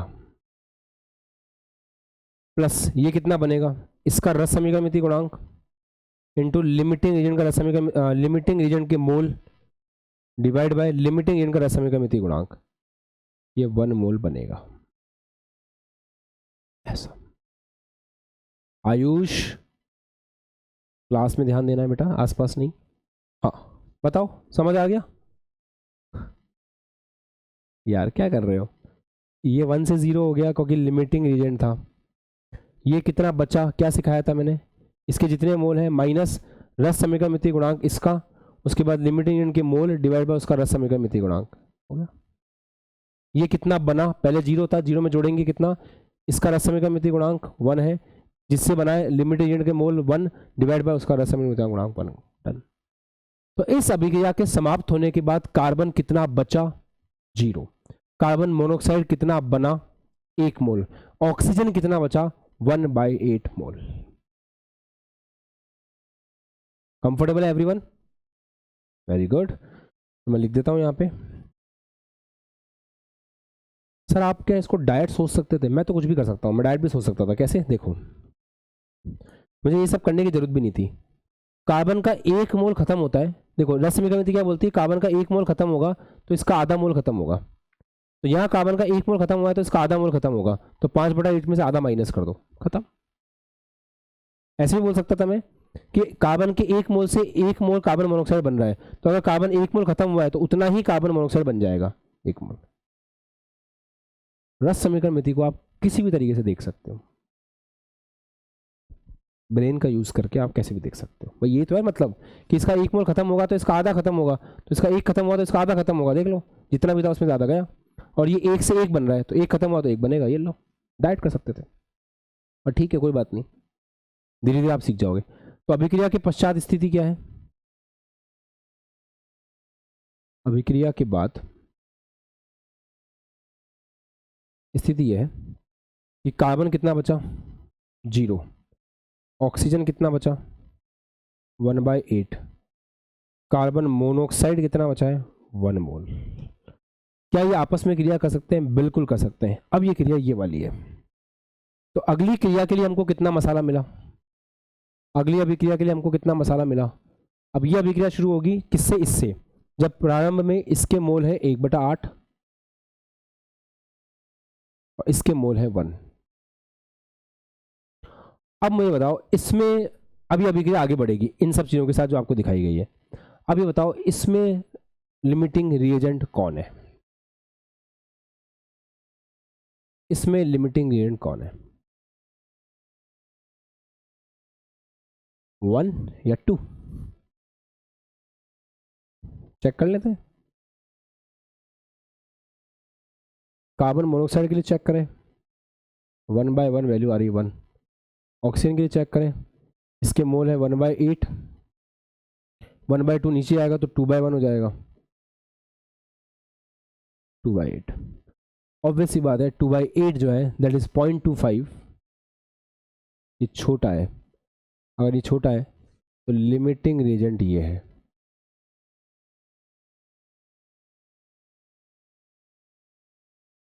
अच्छा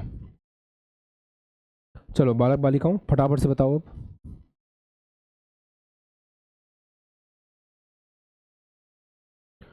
जो लिमिटिंग रिएजेंट होता है वो पूरी तरह से खत्म हो जाता है तो बाद में ये हो जाएगा 0। ये कितना बनेगा, ये कितना खत्म होगा, सॉरी 1 में से कितना खत्म होगा बताओ, अभिकारक है ना, 1 में से कितना खत्म होगा, फटाफट ध्यान दो इधर। इसका रस समीकरण मिति गुणांक इनटू लिमिटिंग रिएजेंट के मोल डिवाइड बाय लिमिटिंग रिएजेंट का रस समीकरण मिति गुणांक, 1/2 का डिवाइड करोगे तो 2/1 करके लिख दो, ये लो।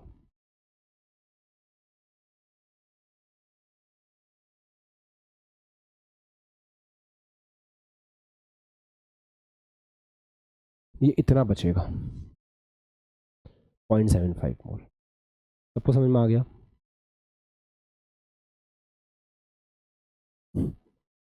अटक रहे हो गया क्या है इसमें, ये पूरा 0 हो गया। आपने प्रैक्टिस नहीं करी मुझे लग रहा है। अब ये कितना बचा, मैं कितना पढ़ाऊँ आपको, देखो 1 में से कितना माइनस हुआ, ये पहले 1 था, 1 में से कितना खत्म हुआ, लिमिटिंग रिएजेंट के मोल। इसको चाहो तो ऐसे लिख लो, देवताओं तुम्हारे लिए एक स्टेप और लिख दूं मैं, 1 में से ये कितना खत्म हुआ, इसका रस समीकरण मिति गुणांक ये कितना खत्म हुआ, इसका रस समीकरण मिति गुणांक 1 है, लिमिट रेंज के मोल कितने हैं 1/8, उसमें डिवाइड लगाओ, उसका रस समीकरण मिति 1/2 का 2 पर चला जाएगा। अच्छा दोस्तों ये कितना बना बताओ, सर इसका पहले तो कुछ था नहीं, पहले तो ये था नहीं, अब कितना बना, तो इसका रस समीकरण गुणांक 1, लिमिटिंग रिएजेंट के मोल डिवाइड बाय लिमिटिंग रिएजेंट का रस समीकरण गुणांक, मतलब वही 2/8 0.25 मोल। मैं ये डायरेक्ट भी बोल सकता था, मुझे कोई फॉर्मूला लगाने की जरूरत नहीं थी, बुद्धि लगाने की जरूरत थी बस। जितना मोल CO2 बने, जितना मोल CO2 खत्म होगा, हेलो, जितना CO2 खत्म होगा उतना ही बनेगा। CO2 कितना खत्म हुआ, इतना खत्म हुआ, CO2 खत्म हुआ 0.25, ये 0.25 बनेगा। क्यों? इसके एक मोल से एक मोल CO2 बन रहा है। अच्छा, ये जितना खत्म होगा उसका डबल ये बनेगा, क्योंकि इसके आधे मोल से ही एक बन रहा है, तो ये खत्म हुआ 1/8 का 0 हो गया, तो 1/8 का दुगना कितना होता है 2/8, ये 0.25 बनेगा। ऐसे भी कर सकते थे, कोई बात नहीं, डायरेक्ट नहीं सोच पा रहे हो तो कोई दिक्कत नहीं है, फॉर्मूले से तो कर पा रहे हो ना कम से कम, ये इंपॉर्टेंट है। वापस देखें, CO2 जितना खत्म होगा ये उतना ही बनेगा, CO2 1 में से कितना खत्म हुआ, इतना खत्म हुआ, मतलब 0.25 खत्म हुआ, तो ये 0.25 ही बना, ऐसे भी सोच सकते हो। दूसरा, 1/2 O2 से 1 CO2 बन रहा है, इसका डबल, तो अगर ये 1/8 से 0 हुआ है, मतलब ये 1/8 खत्म हुआ है, तो ये कितना बनेगा, डबल बनेगा 0.25, ऐसे भी कर सकते हो। अब बताओ अभिक्रिया के पश्चात क्या क्या बचा।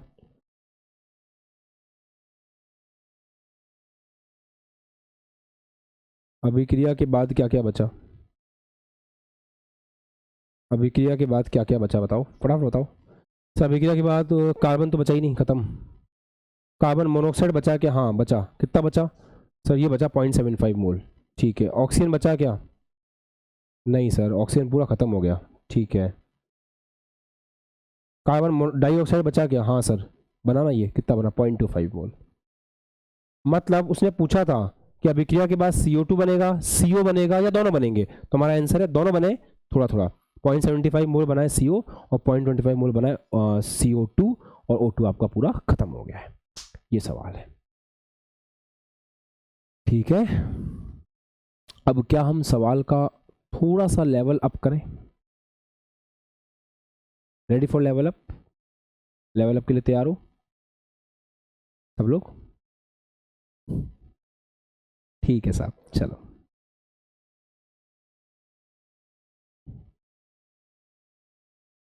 प्रैक्टिस करो यार, रोज रोज मेहनत करो, थोड़ी थोड़ी थोड़ी थोड़ी, वापस समझना है तो।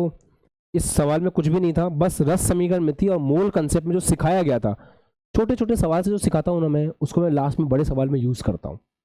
मेरे पढ़ाने का तरीका यही है, चाहे फिजिक्स हो चाहे केमिस्ट्री हो। मैं आपको जब वेक्टर पढ़ा रहा था, बहुत छोटे छोटे छोटे छोटी चीज़ें बता रहा था, फिर लास्ट में कल वो फिर ऑक्टागन आपके सामने आया था, वो जेई का सवाल था, तो उसमें क्या हुआ, वो सारे कंसेप्ट एक साथ यूज हो गए। तो छोटे छोटे सवालों में एकदम अलर्ट होकर के सीखा करो, और ये मान के चला करो कि सर ये छोटे छोटे पार्ट जोड़ के रॉकेट लॉन्च करेंगे लास्ट में, वो छोटे छोटे पार्ट आपको पता होने चाहिए।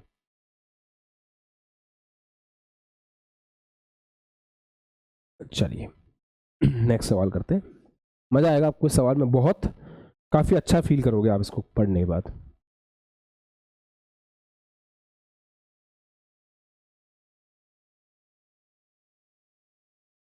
लिखिए, यदि x ग्राम कार्बन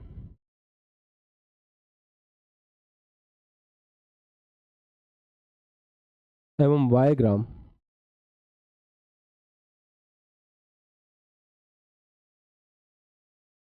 O2 को मिलाया जाए,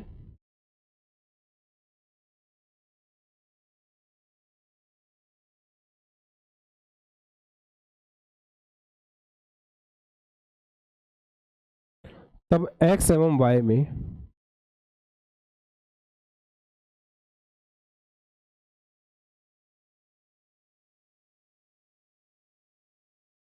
क्या संबंध होगा कि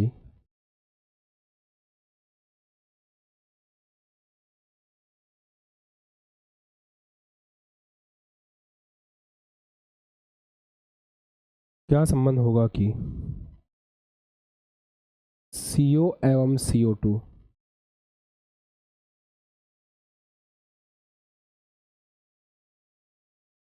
दोनों बने।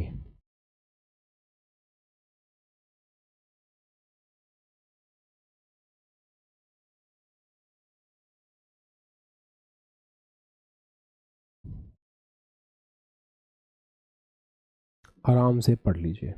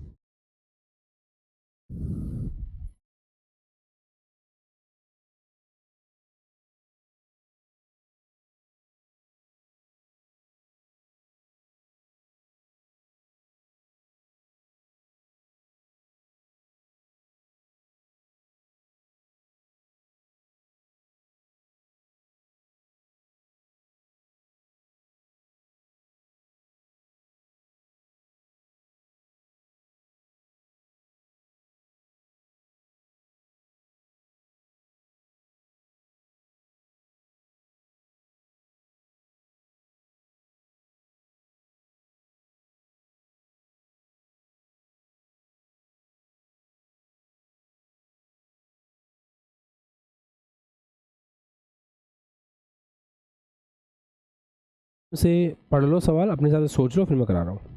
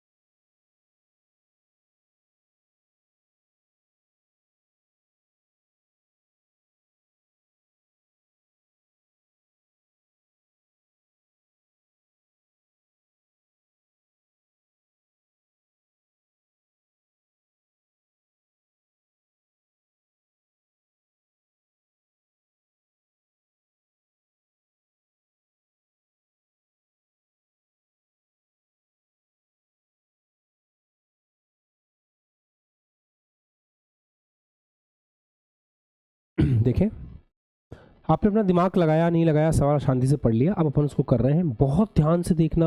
अगर कोई मुझे कहे कि मोल कॉन्सेप्ट को रिवाइज करने का मन कर रहा है, तो मैं उसको यही कहूँगा कि इस क्वेश्चन से मोल कॉन्सेप्ट और रस समीकरण मिति को रिवाइज करो, बेटर रहेगा। तो इंपॉर्टेंट जैसे वर्ड मैं जेई में यूज़ नहीं करता हूँ, मैं यूज़ करता हूँ ASFQ। ASFQ का मतलब होता है आशीष सर के फेवरेट क्वेश्चन। तो अगर किसी क्वेश्चन के ऊपर मैं ASFQ मार्क कर रहा हूँ तो वो क्वेश्चन बहुत अच्छा है। कंसेप्चुअली एग्जाम में आएगा ऐसा नहीं बोलता मैं कभी भी, क्योंकि जेई में ये फालतू के जो कहते हैं ना, कोई भी बीइंग अ टीचर मेरा ये कभी मैं नहीं बोल सकता कि मेरा कराया हुआ सवाल एग्जाम में ऐसे कैसे आ जाएगा। ये बहुत बेकार बात है। जेई और नीट में ऐसे शब्दों का प्रयोग टीचर नहीं करते हैं जनरली। हम ये बोलते हैं कि कंसेप्ट हमारे आएंगे, कंसेप्ट जो हम बताएंगे वो सारे के सारे होंगे, क्योंकि जो पेपर बना रहे हैं वो IIT कानपुर के प्रोफेसर्स हैं। तो हम ये इस तरह के दावे करें, इस तरह की बातें करें, अच्छा नहीं लगता। सिंपल बात है कि जो पढ़ाया जा रहा है आएगा उसी में से, बट सोचना आपको पड़ेगा। सोचना हम सिखा सकते हैं। देखो कैसे, x ग्राम कार्बन और y ग्राम O2 को मिलाकर के x और y में क्या संबंध हो कि CO CO2 दोनों बने। इस बार सवाल ने बोल दिया साफ साफ कि उसको CO भी चाहिए, उसको CO2 भी चाहिए, दोनों चाहिए। ठीक है, इक्वेशन लिखते हैं। तो हम जानते हैं इक्वेशन होती है C plus O2 half O2 बनेगा CO। ये है x ग्राम, ये है y ग्राम, ये शुरुआत में कुछ भी नहीं है। ठीक है, बाद में जो CO बनेगा वो क्रिया करेगा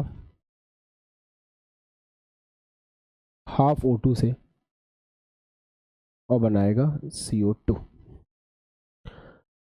अब मोल कितने हुए, ये तो ग्राम दे रखा है सवाल ने, मोल कितने हुए। अगर हम मोल के रिस्पेक्ट में लिखें तो x/12 y/32 इतने मोल हो गए। ये मोल हो गए कार्बन के, ये मोल हो गए ऑक्सीजन के।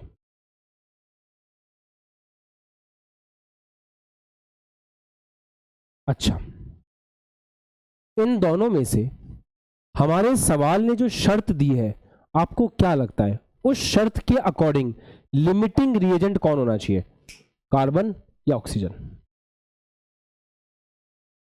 सवाल की शर्त के हिसाब से लिमिटिंग रिएजेंट कौन होना चाहिए, कार्बन या ऑक्सीजन, फर्स्ट या सेकंड?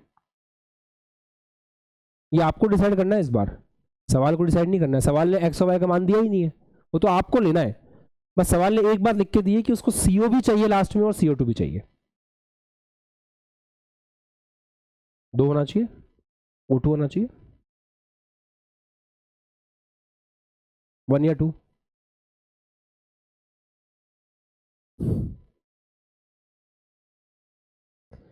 चलो मेरी बात ध्यान सुनो, इसलिए अब लिखना बंद कर दो सब लोग, आप लोगों का दिमाग हो गया बंद, लिखना बंद कर दो, केवल बोर्ड पे ध्यान दो। बेटा छोटी सी बात समझो प्लीज, सवाल कह रहा है कि एक्स और वाई में वो रिलेशन निकालो कि CO और CO2 दोनों बने। मतलब हम ये चाहते हैं इस रिएक्शन से तो CO बनेगा और इस रिएक्शन से CO2 बनेगा, दोनों बने, उसके लिए कंडीशन क्या है, दूसरी अभिक्रिया होनी चाहिए। इस अभिक्रिया से बन गया CO, फिर इस अभिक्रिया से बनेगा CO2, दोनों अभिक्रिया होनी चाहिए। दोनों अभिक्रिया होगी तो CO और CO2 के बनने के चांस है, पहली बात। दूसरी बात, दोनों अभिक्रियाएं तब हो सकती है जब यहां से हमें CO2 मिले और यहां से हमें O2 मिले, तब ये मिलके बना सकते हैं CO2। अगर हमारा लिमिटिंग रिएजेंट ऑक्सीजन हो गया तो पहले वाली अभिक्रिया में ऑक्सीजन पूरी तरह से समाप्त हो जाएगा, और अगर पहली अभिक्रिया में ऑक्सीजन पूरी तरह से समाप्त हो गया तो दूसरी अभिक्रिया में जाकर के CO से क्रिया करके CO2 बनाएगा कौन? और सवाल कह रहा है कि एक्स और वाई में वो संबंध लिखो कि CO भी बने और CO2 भी बने। अर्थात प्यारे बच्चों इस बात को समझें कि पहली अभिक्रिया में ऑक्सीजन को हम लिमिटिंग रिएजेंट नहीं बोल सकते। अगर ऑक्सीजन लिमिटिंग रिएजेंट हुआ तो आगे की रिएक्शन ही नहीं होगी। तो हमें ऐसा कुछ कलेक्शन करना है कि लिमिटिंग रिएजेंट कौन बन जाए, कार्बन। कौन बन जाए, कार्बन। कार्बन पूरा खत्म हो जाए चलेगा, कोई दिक्कत नहीं है, ऑक्सीजन बच जाए, CO2 बच जाए, ये दोनों मिलकर बाद में CO2 बना देंगे, ऐसा। पहली बात समझ में आ गई सबको? इसको लिमिटिंग रीजन कैसे बनाएंगे, देखो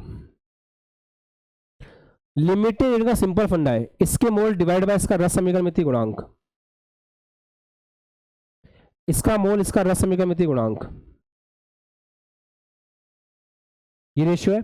लिमिटिंग रिएजेंट कौन होता है, जिसके लिए वैल्यू कम आती है। हमें कार्बन को लिमिटिंग रिएजेंट बनाना है तो ये वैल्यू कम आनी चाहिए, ये एक शर्त है, ये एक कंडीशन है जो हमने निकाल ली। अच्छा, मतलब y/12 छोटा होना चाहिए 2y/32 से, ये एक कंडीशन अपन ने निकाल ली। और लिमिटिंग रिएजेंट कौन होना चाहिए, ये LR होना चाहिए, तभी बात बन सकती है। दोस्तों खुश हो आप लोग, सब समझ आ गया आप लोगों के, पक्का? ठीक है, चलो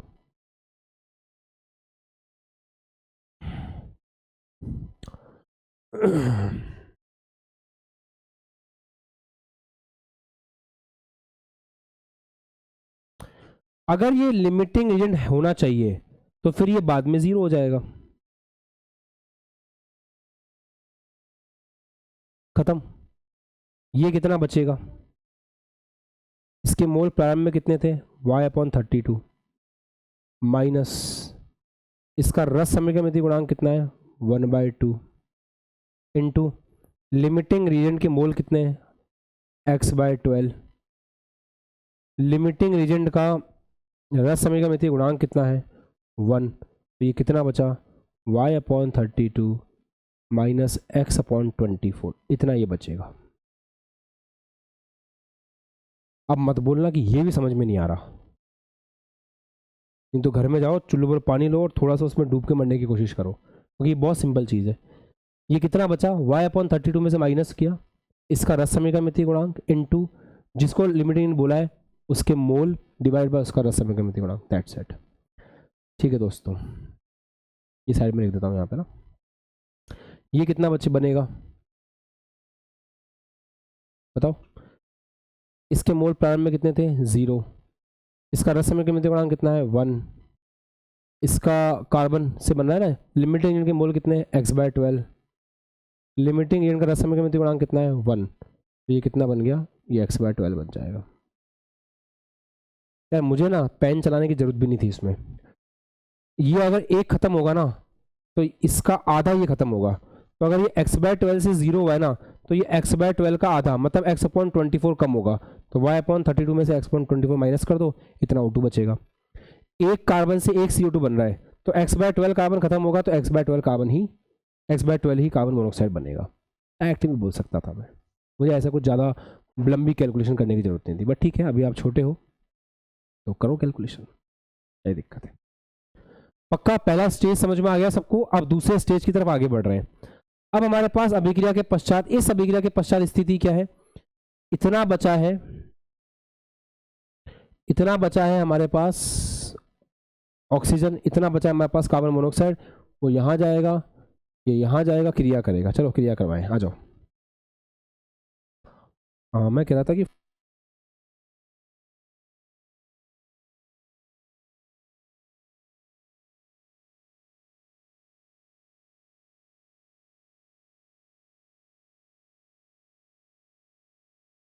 हाँ जी, तो कार्बन मोनोऑक्साइड कितना है x/12,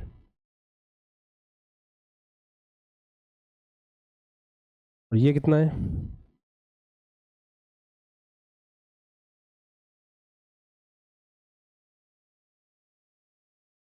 ये 0 है। ये अभिक्रिया की शुरुआत है।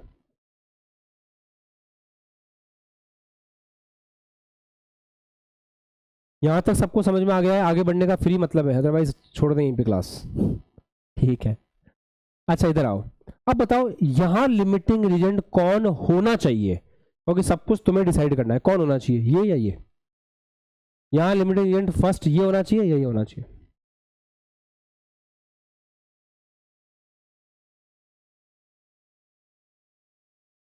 अरे कोई बात नहीं, गलती तो होगा, आंसर तो दो।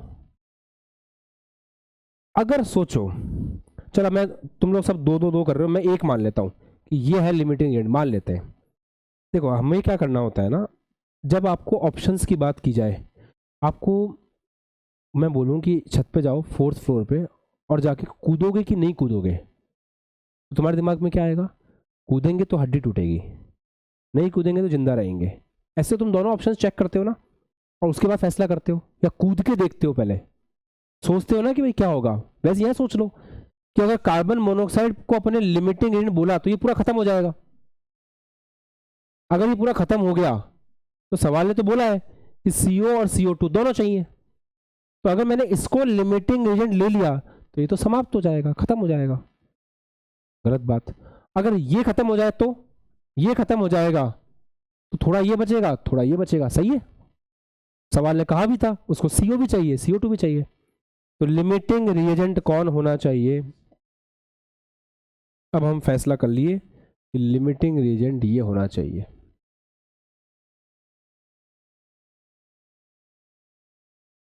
अच्छा बेटा, लिमिटिंग रिएजेंट होने की कंडीशन क्या है, इसके मोल, यहां लिख दूं कंडीशन, LR की कंडीशन यहां लिख रहा हूं, इसके मोल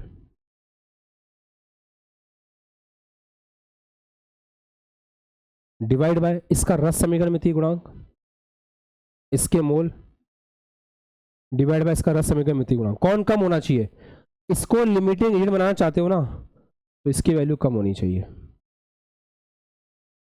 ये कंडीशन आ गई लिमिटिंग रीजेंट होने की। पक्का। अब कौन कितना बनेगा चेक कर लेते हैं। ये लिमिटिंग रीजेंट है साहब, 0 हो जाएगा। ये कितना बनेगा, अरे वैसे ना मैं समझदार आदमी हूँ, डाइट भी कर सकता हूँ।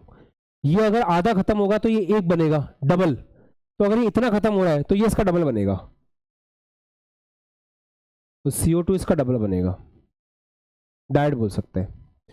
ये आधा खत्म हो रहा है तो ये एक खत्म होता है, मतलब ये इसका डबल खत्म होता है, तो ये भी इसका डबल खत्म होता है, x/12 माइनस ट्वाइस ऑफ,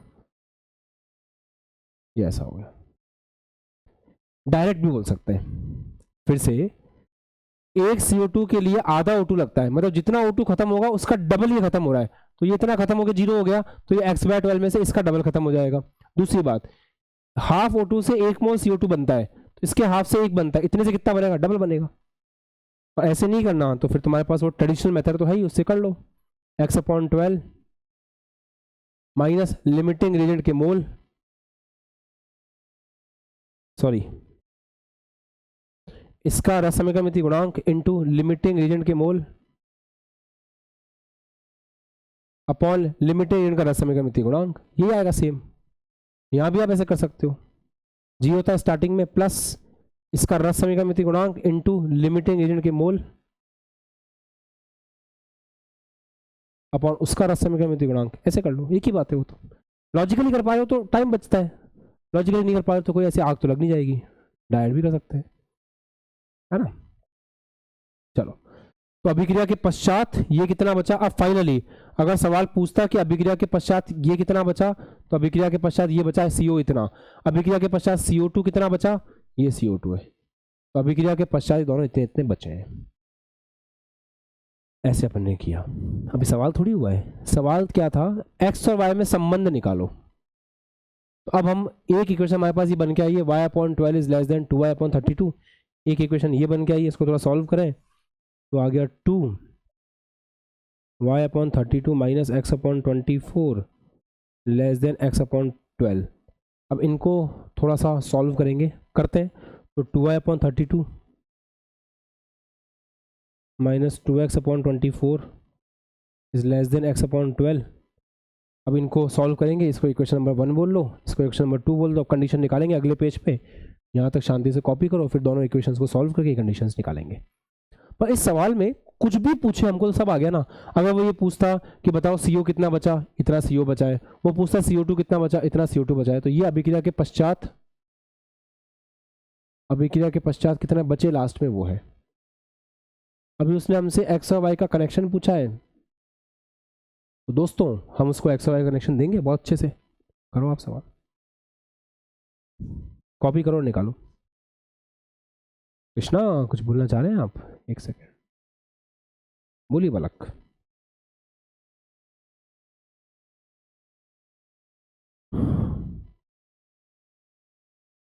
आपकी वॉइस नहीं आ रही बेटा, अब आ रही, बोलो जी।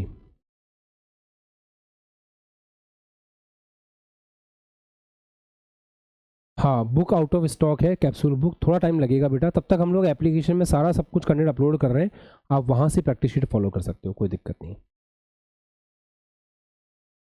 क्या करने के लिए,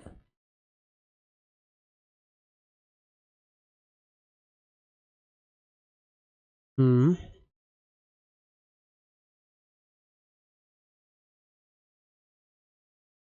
हम्म, कृष्णा आपका नंबर मुझे पर्सनल चैट पे भेजो, मैं पता कराता हूँ क्या है। हाँ अभी पर्सनल चैट में मुझे आपका नंबर भेज दो। हम्म,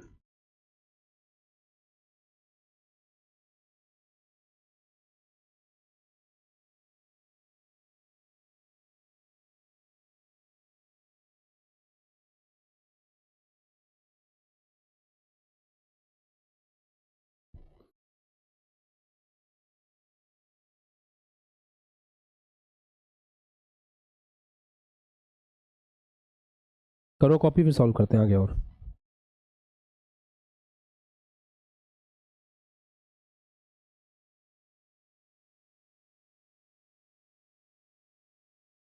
इस सवाल को वापस से एक बार करना है ना घर पे शांति से क्लास के बाद।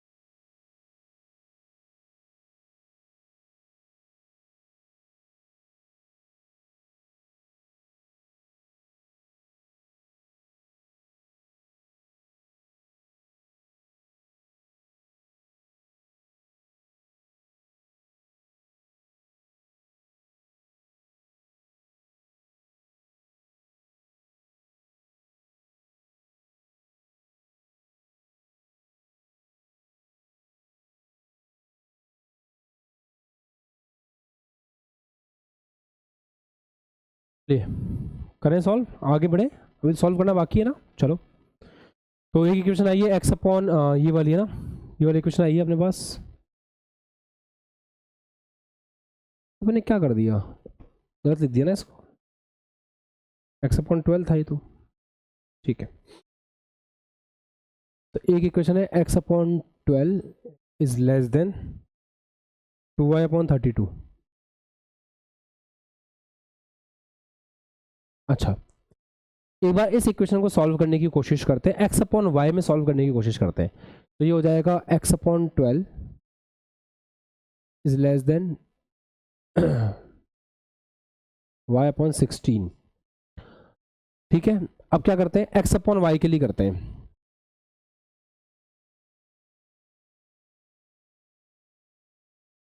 सिक्सटीन, तो एक्स अपॉन वाई जो है वो 12/16 से छोटा होना चाहिए, मतलब एक्स अपॉन वाई जो है 3/4 से छोटा होना चाहिए। एक कंडीशन तो ये आ गई। दूसरा क्या है, 2y minus 32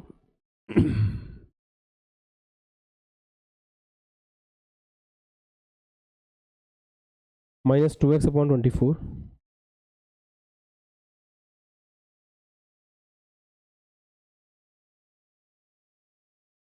less than x upon 12। इस इनइक्वालिटी को सॉल्व करने की कोशिश करते हैं। क्या हम ऐसा कुछ करें, पहले जितना रिजॉल्व कर सकते हैं उतना कर लें। y upon 32 minus x upon 12 is less then x upon 12। What do you think, क्या करना चाहिए, ये उधर चला जाएगा। हालांकि इनइक्वालिटी जितनी अच्छे से मैं सॉल्व कर रहा हूँ ऐसा होता नहीं है, बहुत सारी चीज़ें इसमें आप मैथ्स में पढ़ोगे, बट ठीक है जहाँ काम चल रहा है तो चला लेते हैं। y upon 32 is less then 2x upon 12, तो y upon 32 is less then x upon 6, है ना। अच्छा तो 6 upon 32 is less then x upon y, ऐसा हम बोल सकते हैं, राइट। अच्छा तो x upon y greater than आ रहा है, तो यहाँ से आ गया फिर आपके पास x upon y is less than 3/4 and greater than, एक सेकेंड, अच्छा यार ये 16 हो गया था ना।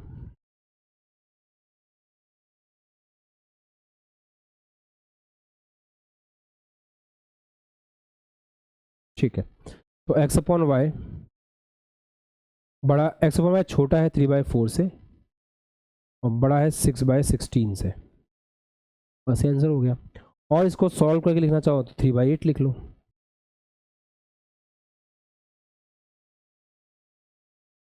ठीक है, ये आपको एक ऑप्शन में लिखा हुआ मिलता ऐसा। आप बोलोगे सर इतना लेंदी सवाल एग्जाम में आ जाएगा तो 1 घंटे तक तो हम यही करते रहेंगे, तो आपको बताते हुए मुझे खुशी हो रही है कि ये कोई लेंदी सवाल नहीं था। एक्चुअल में उसने एक्स और वाई की कंडीशन पूछी थी, तो जब एक्स और वाई की कंडीशन निकालने पे आएंगे तो हमें बस ये चेक करना था, हमें पहली कंडीशन ये लगानी थी कि x अपॉन 12 अपॉन 1, ये वाली कंडीशन लगाई अपन ने। उसके बाद अपन को O2 कितना बचा वो चेक करना था, CO2 कितना बना फटाफट चेक करके फिर यहाँ आ जाएंगे, फिर आगे कुछ भी सॉल्व करने की जरूरत नहीं है, बस यहाँ से कंडीशन चेक की, ये इनइक्वालिटी बनी और इनको सॉल्व करने लग गए, ये फालतू करने की जरूरत नहीं थी। ये तो मैंने आपको इससे सिखाया कि इनकेस सवाल ऐसा आ जाए कि CO और CO2 दोनों बने, उसकी शर्त बताओ, तो अपन ऐसे करेंगे, ये बताओ कि CO2 कितना बना, CO कितना बना, ये पूछ ले तो आना चाहिए ना कि लास्ट तक कैसे जाना है। तो सवाल का टाइप हो गया, उसके वेरिएंट्स कितने भी हो सकते हैं, ये चीज है। तो क्या हम ऐसा सवाल आएगा तो कर लेंगे एग्जाम में, तो एग्जाम में सवाल आएगा बाद में आएगा, अभी मैं एग्जाम में सवाल दे रहा हूँ वो कर लो, सेम ऐसा सवाल दे रहा हूँ एक, ठीक है। चेक करते हैं आप करते हो नहीं करते हो। चलो देखो साहब सेम सेम ऐसे सवाल दे रहा हूँ ना, एग्जैक्टली सेम।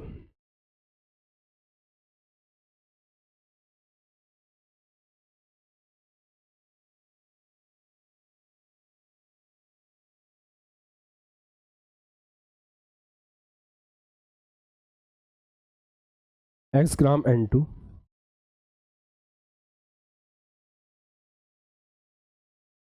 तथा y ग्राम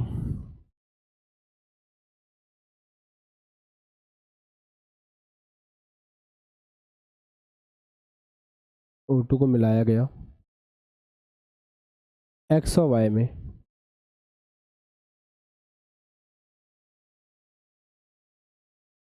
क्या संबंध होना चाहिए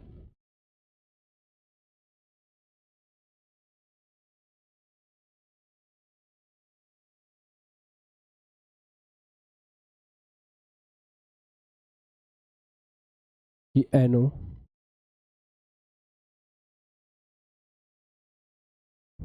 एवं N2O3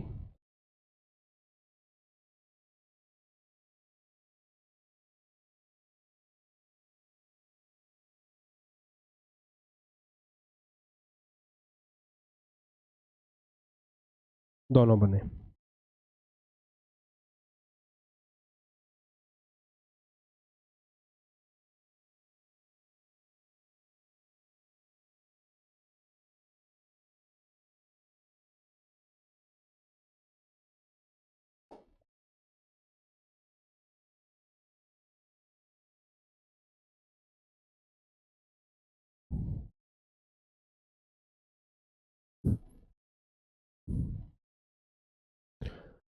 हाँ जी दोस्तों, सवाल लगाओ, दिमाग लगाओ, कैसे करेंगे।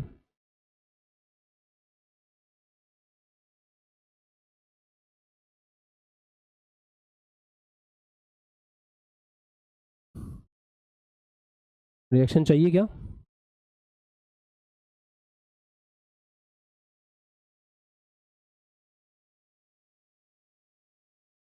ये एक रिएक्शन हो जाएगी, फिर NO और N2O3 की रिएक्शन चाहिए, तो 2 NO ले लेते हैं।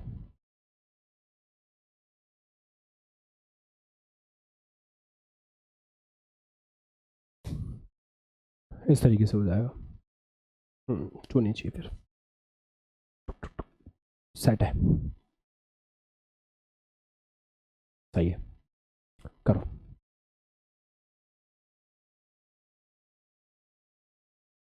XY मान के वो तरीका वही है, पैटर्न वही है, सेम सेम सवाल है। कौन LR होगा कौन नहीं होगा, बस ये सोचना है, अप्लाई करना है, आंसर निकालना है। आप कंडीशंस बना लो, फिर मैं सॉल्व करवा देता हूँ। बस कंडीशंस कंडीशंस बना लो, that would be more than enough.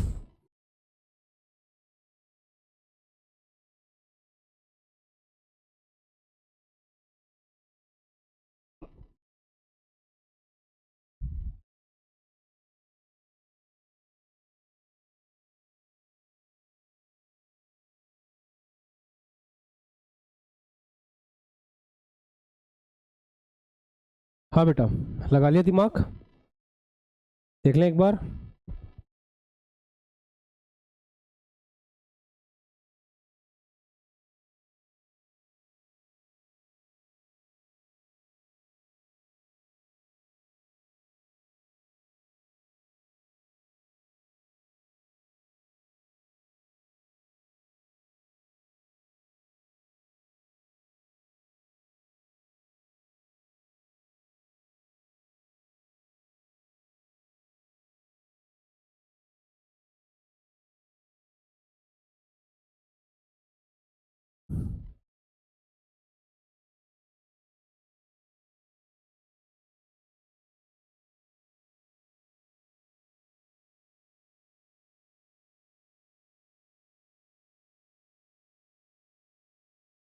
ठीक है।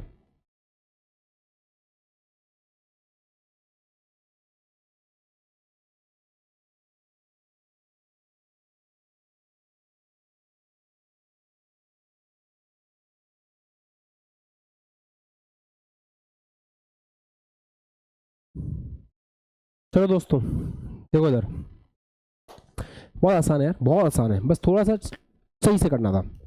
यहाँ पे इसके मोल कितने आएंगे, वजन दे रखा है x अपॉन 28, y अपॉन 32, ये मोल्स हो गए।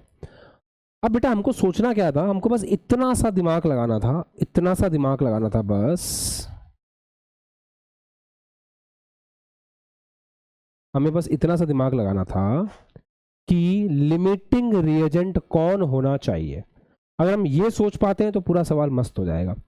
लिमिटिंग एजेंट कौन होना चाहिए? देखो सबसे पहले ये देखो कि अगर मैंने N2 को यहां पे पूरा खत्म कर दिया तो चलेगा, क्योंकि NO और O2 आपस में क्रिया करके काम चला लेंगे। पर अगर मैंने O2 को खत्म कर दिया तो फिर NO से क्रिया कौन करेगा? तो रिएक्शन के आगे बढ़ने के लिए लिमिटिंग रिएजेंट कौन होना चाहिए?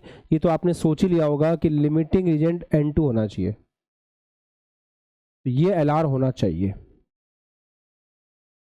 क्या सबका लिमिटिंग रिएजेंट वाला डिसीजन सही था? एवरीवन वेरी गुड बेटा। अगर आपका लिमिटिंग रीजन वाला डिसीजन सही था तो फिर x/28 डिवाइड बाय 1 कम होना चाहिए y/32 डिवाइड बाय 1 के। तो एक इक्वेशन आ गई, x/28 कम होना चाहिए y/32 से। ये एक छोटी सी इक्वेशन आप कह सकते हैं कि अभी बन करके तैयार हुई है। आप चाहे तो इसको और रिजॉल्व यहीं कर लें, पता तो है ही हमें क्या करना होता है। हम इसको यहीं रिजॉल्व कर लेते हैं।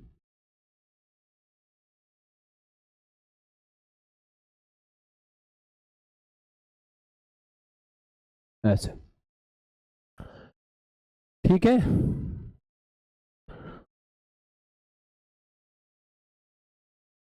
x/y is less then 7/8। ये लो, एक तो हमने यही बना के रख लिया। अच्छा, अभिक्रिया के बाद कौन कितना बनेगा बता सकते हो? सर इसको आपने LR बोला है तो ये पूरा खत्म हो जाएगा। सर जितना ये खत्म होगा ना उतना ये खत्म होगा, क्योंकि 1 ये खत्म होता है तो 1 ये खत्म होता है। तो y/32 में से x/28 ये खत्म हो जाएगा।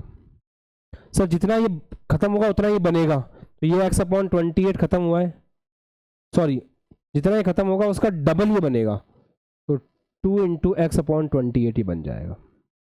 आप अगर चाहें तो सॉल्व कर सकते हैं। कैसे? अगर आप चाहें तो पूरा भी सॉल्व कर सकते हैं, जो तरीका बता रखा है वैसे, कोई दिक्कत नहीं है। और डायरेक्ट भी हो सकता है, इसमें किसी को दिक्कत? डन है? चलो अब उठा के ले आओ। कौन कितना बचा? ये बचा आपके पास x/14, x/14 ठीक है। या कोई बात नहीं, कल को बोलेंगे x/14 कहाँ से आ गया नोट्स देख करके। 2x/28 लोगों को दिक्कत नहीं है। ये हो गया। O2 कितना है? y/32 minus x/28। चलो अब एक बार बताओ, लिमिटिंग रिएजेंट यहां पर किसको होना चाहिए? यहां लिमिटिंग रिएजेंट कौन होना चाहिए आपके अकॉर्डिंगली? सर देखो, अगर ये पूरा खत्म हो गया तो दिक्कत हो जाएगी, क्योंकि सवाल ने बोला है कि NO और NO2 दोनों बनने चाहिए, NO और N2O3 दोनों बनने चाहिए, तो ये खत्म नहीं हो सकता। इसको खत्म कर दो, ये LR होना चाहिए। इसको कर दो 0। अगर ये 0 हुआ तो जितना ये है, देखो जब डबल ये खत्म होता है तो ये आधा खत्म होता है, मतलब यहां कहानी लगभग 4 गुना की चल रही है ना।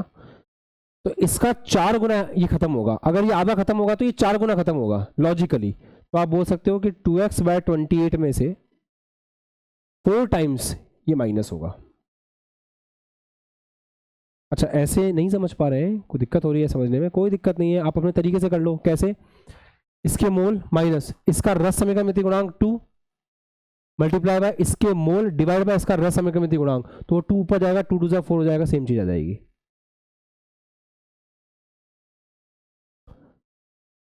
देखो हमारी क्षमता की बात मत किया करो, हम तो किसी भी लेवल में जाके पढ़ा सकते हैं, कर सकते हैं, तुम अपने हिसाब से किया करो। तो 2x/20 माइनस का तरीका बता रहा हूँ दूसरा। कभी कभी मेरी बातें 3-4 फीट ऊपर से निकल जाती हैं, तो मैं फिर वापस चेंज करना पड़ता है। तो ये 2x/28 माइनस इसके मोल कितने हैं? हाँ 2x - 20, इसका रस समीकरण गुणांक कितना है? 2 इंटू लिमिटिंग एंड के मोल कितने हैं? y/32 minus x/28 divide by इसके रस समीकरण गुणांक 2/2। ये 2 ऊपर आएगा, 4 सेम चीज आ जाएगी। ऐसे भी आप कर सकते हो, है ना बेटा? अच्छा ये कितना बनेगा यार? इसमें डायरेक्ट कर सकते हैं क्या? हाफ O2 से 1 बन रहा है तो इससे डबल बन जाएगा, ये डायरेक्ट कर सकते हैं अपन। बाकी आप वैसे लिखना चाहो तो वैसे भी लिख सकते हो। तो कौन कितना बना, अगर ये सवाल पूछता तो हम उसको हंसते हंसते बता देते, बट सवाल ने फिलहाल तो ये पूछा नहीं है। सवाल ने तो लिमिटिंग रिएजेंट के बारे में ही पूछा है। तो अब देखते हैं, उसकी कंडीशन लगाते हैं। अब मैं एल आर की कंडीशन लगा रहा हूँ, कहाँ लगाऊँ, यहाँ लगा दूँ एल आर की कंडीशन। तो एल आर की कंडीशन ये होगी, इसको बनाना है एल आर, तो 2x/28 डिवाइड बाई 2 और y/32 minus x/28 divide by 1/2, ये छोटा होना चाहिए। ये छोटा होगा तभी एल आर होगा, ये एल आर की कंडीशन है। चलो इस शर्त को और सही करते हैं। तो ये 2 से 2 कट जाएगा, ये हो गया x/28 इज ग्रेटर देन 2 ऊपर आ जाएगा y/32 माइनस x/28। अब एक इक्वेशन ये बन गई, एक ये बनी हुई थी, अब इसको सॉल्व करना है और इस इक्वेशन को सॉल्व करके आगे बढ़ना है। बढ़ेंगे अगले पेज पे बढ़ेंगे, यहाँ तो कॉपी कर लूँगी कुछ करना है तो।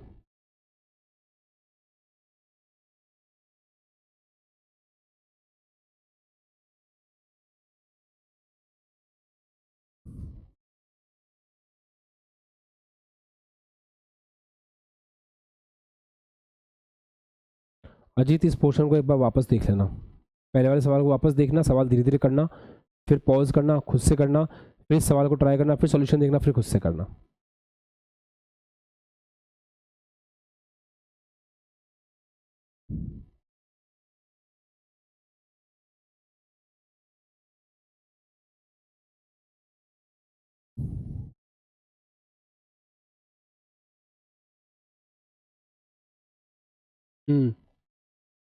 करें,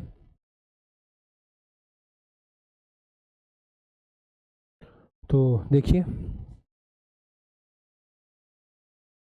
2y/32 माइनस x/28, ये कम होना चाहिए x/28 के। इस इनइक्वालिटी को सॉल्व करने की कोशिश करते हैं। चलो स्टार्ट करते हैं। भेजो 2 को अंदर, 2 को अंदर भेजोगे तो ये हो जाएगा y/16 minus x/14 is less then x/28। तो ये y/16 को ये रहने दीजिए, x/28 प्लस x/14, इसको सॉल्व करते हैं। क्या आ रहा है फिर ये, यहाँ 28 एलसीएम आ जाएगा, तो y/16 x plus 2x 3x, y/16 3x by 28, तो 28 इधर ले आइए, 16 इंटू 3 ऐसे कर दीजिए, इस ग्रेटर देन x/y हो जाएगा। इस तरीके से हम कर सकते हैं इसको बड़े आराम से सॉल्व। ठीक है, ये आ गया आपका x/y ग्रेटर देन 7/12, बस हो गया। तो x/y जो है वो कुछ आया था ना हमें, छोटा है 7/8 से, छोटा है 7/8 से और बड़ा है 7/12 से।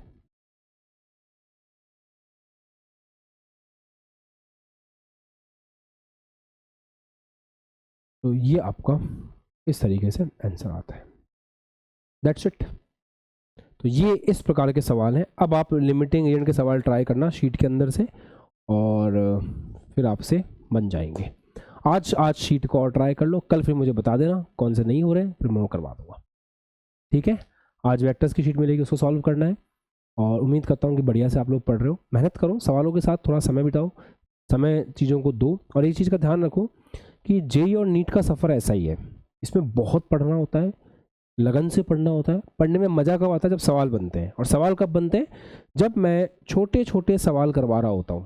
क्योंकि ऐसा तो नहीं कि डायरेक्ट मैंने ये सवाल करा दिया, पिछले 2-3 दिनों से या 2-3 लेक्चर से बहुत सिंपल छोटे छोटे सवालों के थ्रू छोटे छोटे कॉन्सेप्ट्स आपके अंदर डाले गए, फिर लास्ट में उन सबका यूज़ करके एक अच्छा सवाल बनाए। वेक्टर में भी हमने ऐसे ही किया था, यहाँ भी हमने ऐसे ही किया है। पूरी जेईई की फिजिक्स केमिस्ट्री, नीट की फिजिक्स केमिस्ट्री ऐसी है। तो जब कॉन्सेप्ट चल रहे होते हैं, पूरा फोकस कॉन्सेप्ट पे करेंगे, अच्छे से मेहनत करेंगे। छोटी छोटी बातों को ढंग से नोट करेंगे, उनको रिवाइज करेंगे, सवालों को ट्राई करेंगे, तब धीरे धीरे अपने आप जेईई नीट का माहौल आपके अंदर डेवलप हो जाएगा।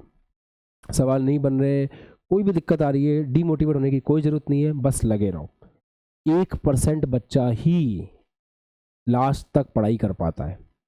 उस 1% में अगर तुम आ गए, तुम्हारी कॉलेज सीट पक्की है, अच्छा कॉलेज पक्का है, बढ़िया कॉलेज मिलेगा आपको।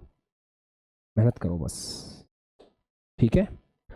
चलिए बाय बाय, जय हिंद, टेक केयर, खुश रहो, मस्त रहो, पढ़ाई करते रहो। और परसों टेस्ट है, मैं अच्छे से मेहनत करना। कोई और डाउट आता है आप टेलीग्राम के ऊपर मुझसे डायरेक्ट बात कर सकते हो, वहाँ मैसेज ड्रॉप कर दिया करो, अपना नाम बता दिया करो, अपना फ़ोटो भेज दिया करो कि मैं ये बात कर रहा हूँ, क्योंकि अब क्या क्वांटल लेक्चर हो गया ना, तो आपको फ़ोटो से याद रख पाता हूँ मैं, तो ताकि ध्यान आ जाता है कि हाँ कौन से बैच के बच्चे हो, मोस्टली याद रहता है, ठीक है। चलो, और जिसको भी दिक्कत आ रही है सवाल करने में, शुरुआत करो वहाँ से जहाँ से सवाल शुरू हुए थे। तो जहाँ मूल कॉन्सेप्ट में सबसे पहले मैंने आपको बताया था ना कि रस समीकरण मिति कैसे करते हैं, रस समीकरण मिति से सारे सवाल आज बैठ करके दोबारा करो, क्लासरूम एग्जाम्पल्स, जहाँ अटकते हो वापस लेक्चर देखो। यार जिद होनी चाहिए ना पढ़ने की, लोग अपना क्या स्लोगन है, हैशटैग जिद कर, तो जिद होनी चाहिए सीखने की, और जिनसे ये सब कुछ हो गया सवाल लगाओ, ठीक है। चलिए बाय बाय।